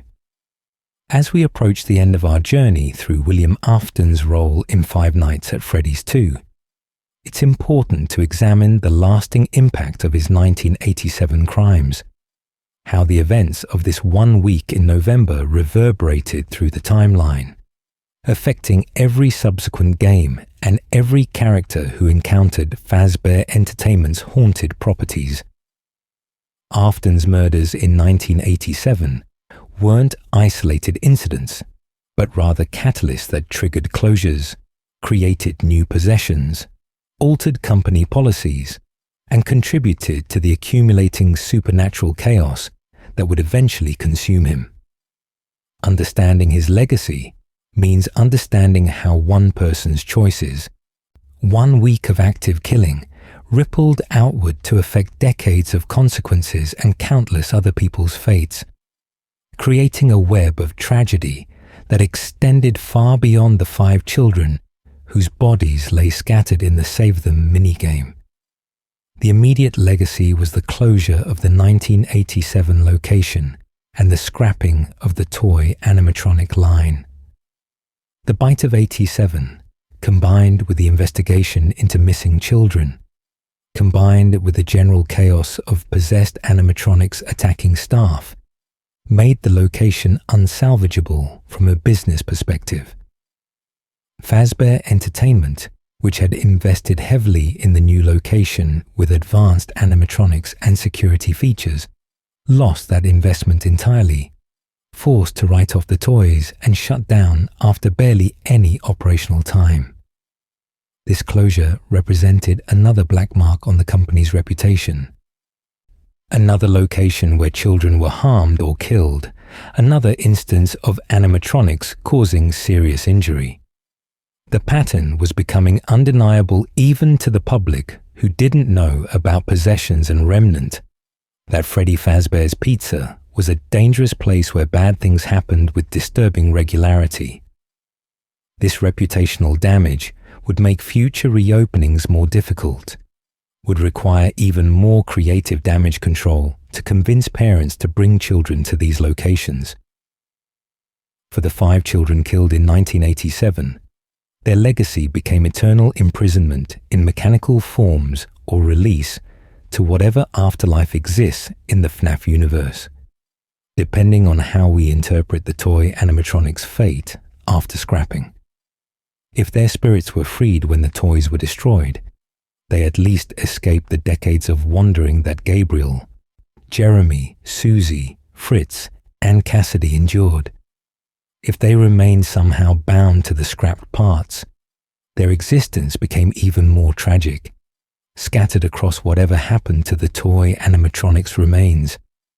Either way, their deaths added to the count of children whose murders went unprosecuted, whose families received no justice, whose only memorial existed in obscure minigames that hinted at horrors the company officially denied. These 5 joined the previous 5, and Charlotte Emily in creating a growing list of victims whose shared suffering formed the backbone of FNAF's tragedy. Jeremy Fitzgerald, if he was indeed the Bite of 87 victim, carried forward a different kind of legacy. Surviving without his frontal lobe meant living with profound disability, personality changes, cognitive impairment, inability to work in any meaningful capacity. His life after that birthday party, if he survived at all beyond the immediate trauma, would have been irrevocably changed by a bite that occurred because William Afton's murders had made the animatronics unpredictable and dangerous. Jeremy bore the physical consequences of Afton's actions despite never meeting Afton, despite having no connection to the crimes beyond working at the wrong place during the wrong week. This represents another pattern in Afton's legacy, that his actions harmed not just his direct victims, but a radius of people around them. Security guards trying to make rent money, families searching for missing children, employees traumatized by witnessing animatronic attacks, a spreading circle of suffering that touched anyone who came near Fazbear Entertainment. The withered animatronics, containing Afton's 1985 victims, experienced their own legacy moment during FNAF 2's events. They witnessed their killer return, heard him in the building, sensed new murders occurring, and found themselves still powerless to stop him. Their spirits had endured 2 years of nightly patrol searching for Afton, and when he finally appeared, they couldn't reach him, couldn't prevent him from claiming more victims, couldn't achieve the vengeance that might have granted them peace. This failure likely deepened their torment, made their existence even more desperate. After FNAF 2's closure, they were taken into storage, eventually refurbished for the FNAF 1 location, meaning they would continue their search for years more, continue their nightly wandering through different pizzerias, always hunting but never finding until much later when Afton would return to dismantle them. The 1987 week represented a cruel tease for these spirits, their killer so close yet ultimately unreachable, extending their imprisonment rather than ending it. For the broader FNAF timeline, Afton's 1987 actions established patterns and precedents that would recur. The investigation failed to stop him, proving that law enforcement wasn't equipped to handle someone with his knowledge and resources. Fazbear Entertainment's response proved that the company would prioritize damage control over actually addressing the root problems. The creation of new possessions proved that remnant mechanics would keep generating more spirits, more hauntings, more complications. These precedents meant that when Afton eventually dismantled the animatronics in FNAF 3's timeline to extract their remnant, when he experimented on his own son in sister locations' testing chambers, when his digital consciousness emerged in Help Wanted's virtual experience, each escalation built on foundations laid in 1987. The confidence he demonstrated in returning to kill despite previous investigations, the success he had in evading consequences, these reinforced behaviors that would persist until his eventual springlock failure finally trapped him. The physical locations where Afton murdered children in 1987 retained spiritual impressions of those crimes. The safe rooms he likely used, the party rooms where bodies were found, the hallways where he stalked in his spring Bonnie suit. All became saturated with the trauma of what occurred there. Even after the building closed, even if it was eventually demolished, the echoes of those murders would persist in whatever rose from that site. This spiritual scarring of locations connects to dark remnant theories discussed earlier, suggesting Afton didn't just create individual hauntings, but poisoned entire spaces, making them fundamentally wrong on a supernatural level. Any future Fazbear locations built on or near sites of his crimes would inherit this corruption, explaining why the franchise could never escape its haunted reputation, no matter how many times they tried to start fresh. For the FNAF community, Afton's FNAF 2 appearances established him as the series' central villain, the human antagonist whose actions drove the entire narrative. Before Sister Location revealed his name and later games expanded his story, the community knew him primarily as Purple Guy, the pixelated figure who appeared in minigames to kill children. FNAF 2's multiple minigame appearances, the Save Them chase sequence, Phone Guy's yellow suit message. These elements combined to confirm that the series had a coherent villain, rather than just random tragedies, that someone was deliberately causing these incidents across multiple locations and years. This revelation transformed community discussion from what's happening to why is he doing this. The search for Afton's motives, for understanding what would drive someone to commit such crimes, became central to lore analysis and theory crafting that would persist for years as more games added more context. William Afton's legacy in FNAF 2 ultimately is one of unchecked evil creating cascading consequences that spread far beyond his intentions. He wanted to study remnant and possession, but ended up creating an entire haunted franchise that would torment people for decades.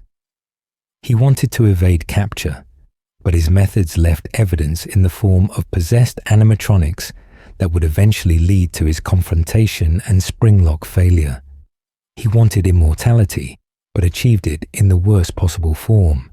Trapped in a decaying suit, burned repeatedly, his consciousness fragmented and pursued by vengeful spirits.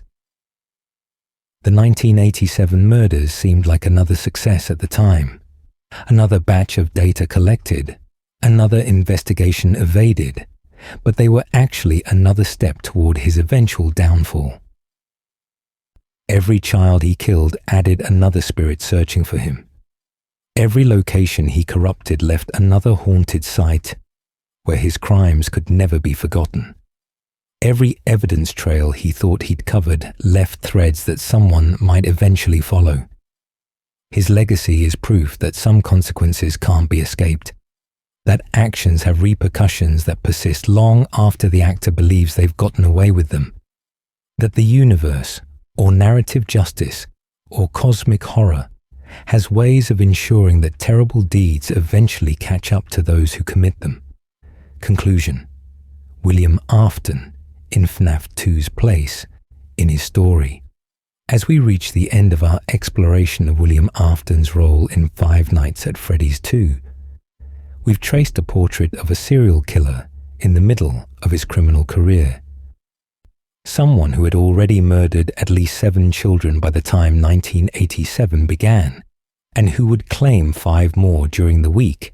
Jeremy Fitzgerald tried to survive night shifts at a pizzeria that didn't realize its greatest threat wore a yellow rabbit suit during business hours. Understanding Afton's FNAF 2 presence means understanding how this game serves as a bridge in his timeline, connecting his first murders in 1983, 1985, to his eventual fate in FNAF 3, when the springlock suit would trap him, showing us the killer at his most active and most confident before consequences finally caught him. FNAF 2 revealed that Afton wasn't a one-time murderer or someone who had stopped after the missing children incident, but rather a predator who returned to proven methods, who killed again because nothing had stopped him the first time, who operated with the arrogance of someone who believed himself untouchable. The game's prequel nature initially confused players who expected a sequel continuing FNAF 1's story. But this temporal placement proved narratively brilliant, showing us the build-up to the first game's haunted restaurant, explaining why those animatronics were so determined to reach the security office, revealing that their murderer had struck again even after their deaths. For Afton, 1987 represented a calculated return to form, using the spring Bonnie suit that had worked before, targeting children at a Fazbear Entertainment location, where he had access and knowledge, creating 5 new victims whose deaths would trigger investigation, but ultimately no conviction. His success in this week, his ability to enter the building and kill and depart without immediate capture, reinforced patterns that would persist until much later games broke the cycle. The yellow suit Phone Guy mentions, the SAVETHEM minigame bodies, the possessed toy animatronics, the investigation that somehow failed to stop him. These elements combined to paint a picture of systematic failure that allowed a killer to operate across years and multiple locations because no one institution, law enforcement, corporate management, community awareness successfully prioritized stopping him over other concerns. The broader significance of Afton in FNAF 2 extends to how the game deepened the series' lore and established the Purple Guy as a recurring villain, rather than historical backstory. His active presence during the game's week, his confrontation with possessed animatronics in the SAVETHEM minigame, his evasion of investigation despite obvious suspicion, made him dynamic and threatening in ways that transformed FNAF from ghost story into deliberate crime story, from haunted pizzeria into a decades-long serial killer narrative where the victims happened to persist as ghosts. This shift in understanding changed how fans approached the series, moving from solving jump-scare games to unraveling a complex timeline of murders and consequences and supernatural mechanics. Afton became the thread connecting every game, the source of most tragedies, the reason the animatronics were hostile, the person whose obsessions drove the entire franchise into darker and darker territory. Looking at FNAF 2 through the lens of William Afton's complete story, knowing he would eventually become Springtrap, then Scraptrap, then potentially Glitchtrap and Burntrap in later continuities, adds poignancy to his 1987 confidence. He walked those halls believing himself invincible, believing he'd always escape, believing his experiments would lead to breakthroughs that justified any cost. But every child he killed added another spirit-seeking vengeance. Every location he corrupted left another trail of evidence. Every year he operated built toward eventual confrontation.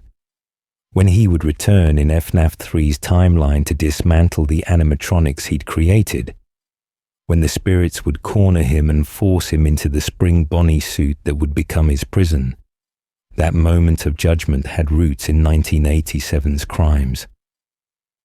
The 5 children he killed then joined the 5 from before and Charlotte in creating a critical mass of supernatural forces that would ultimately trap him, proving that some evils generate their own punishment given enough time.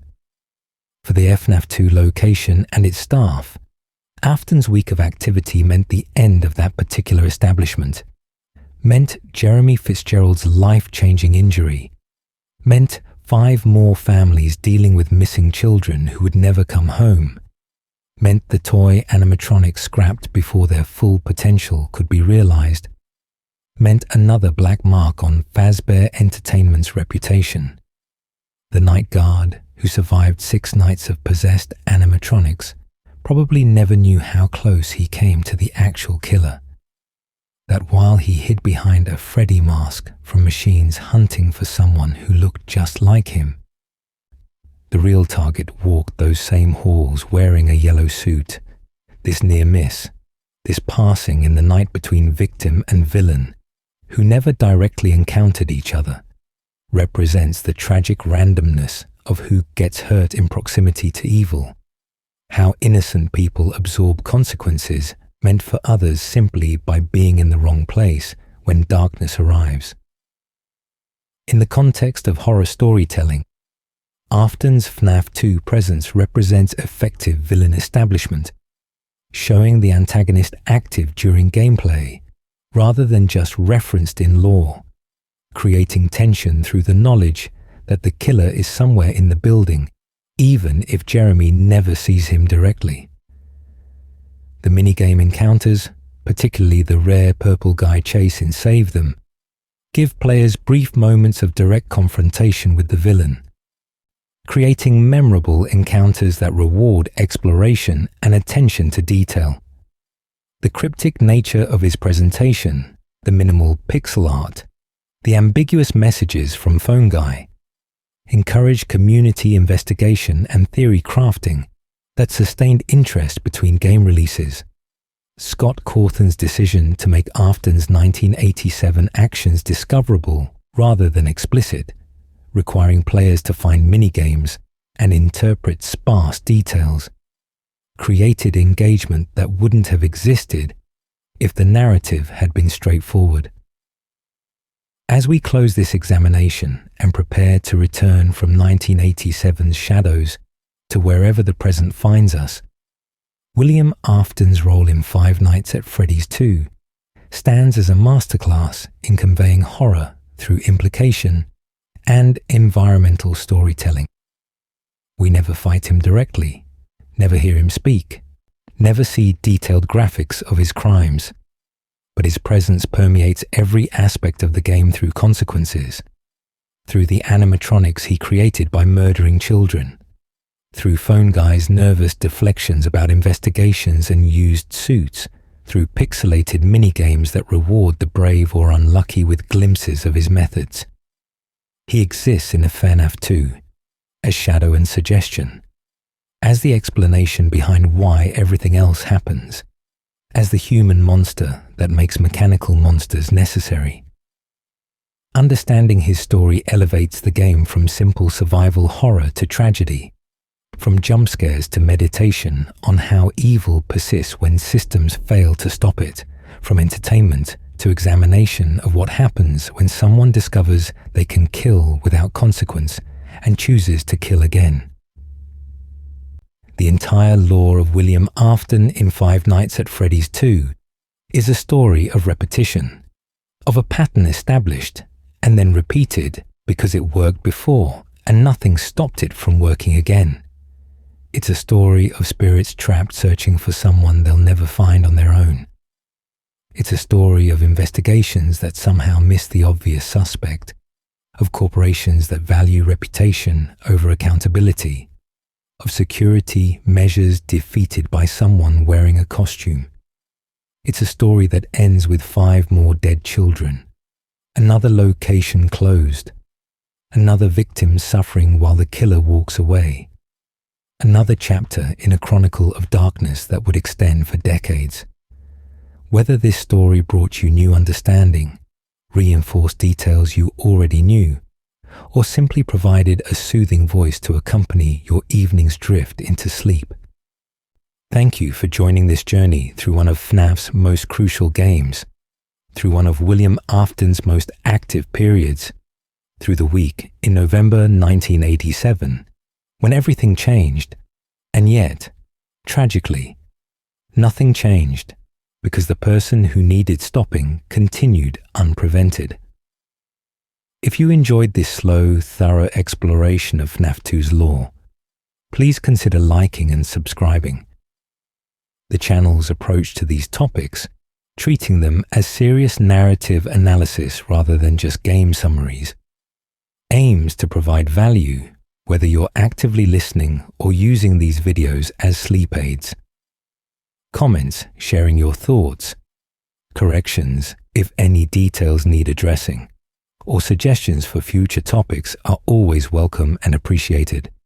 Until next time, may your nights be peaceful and your security cameras stay functional. Stay safe out there, and remember, in the darkness of these stories, we find not just horror, but the importance of stopping those who would cause harm, of believing victims, of not letting evil hide behind corporate deflection or social respectability. The story of William Afton is ultimately a story of what happens when we fail those responsibilities. A cautionary tale wrapped in animatronic horror. Good night, and thank you for listening.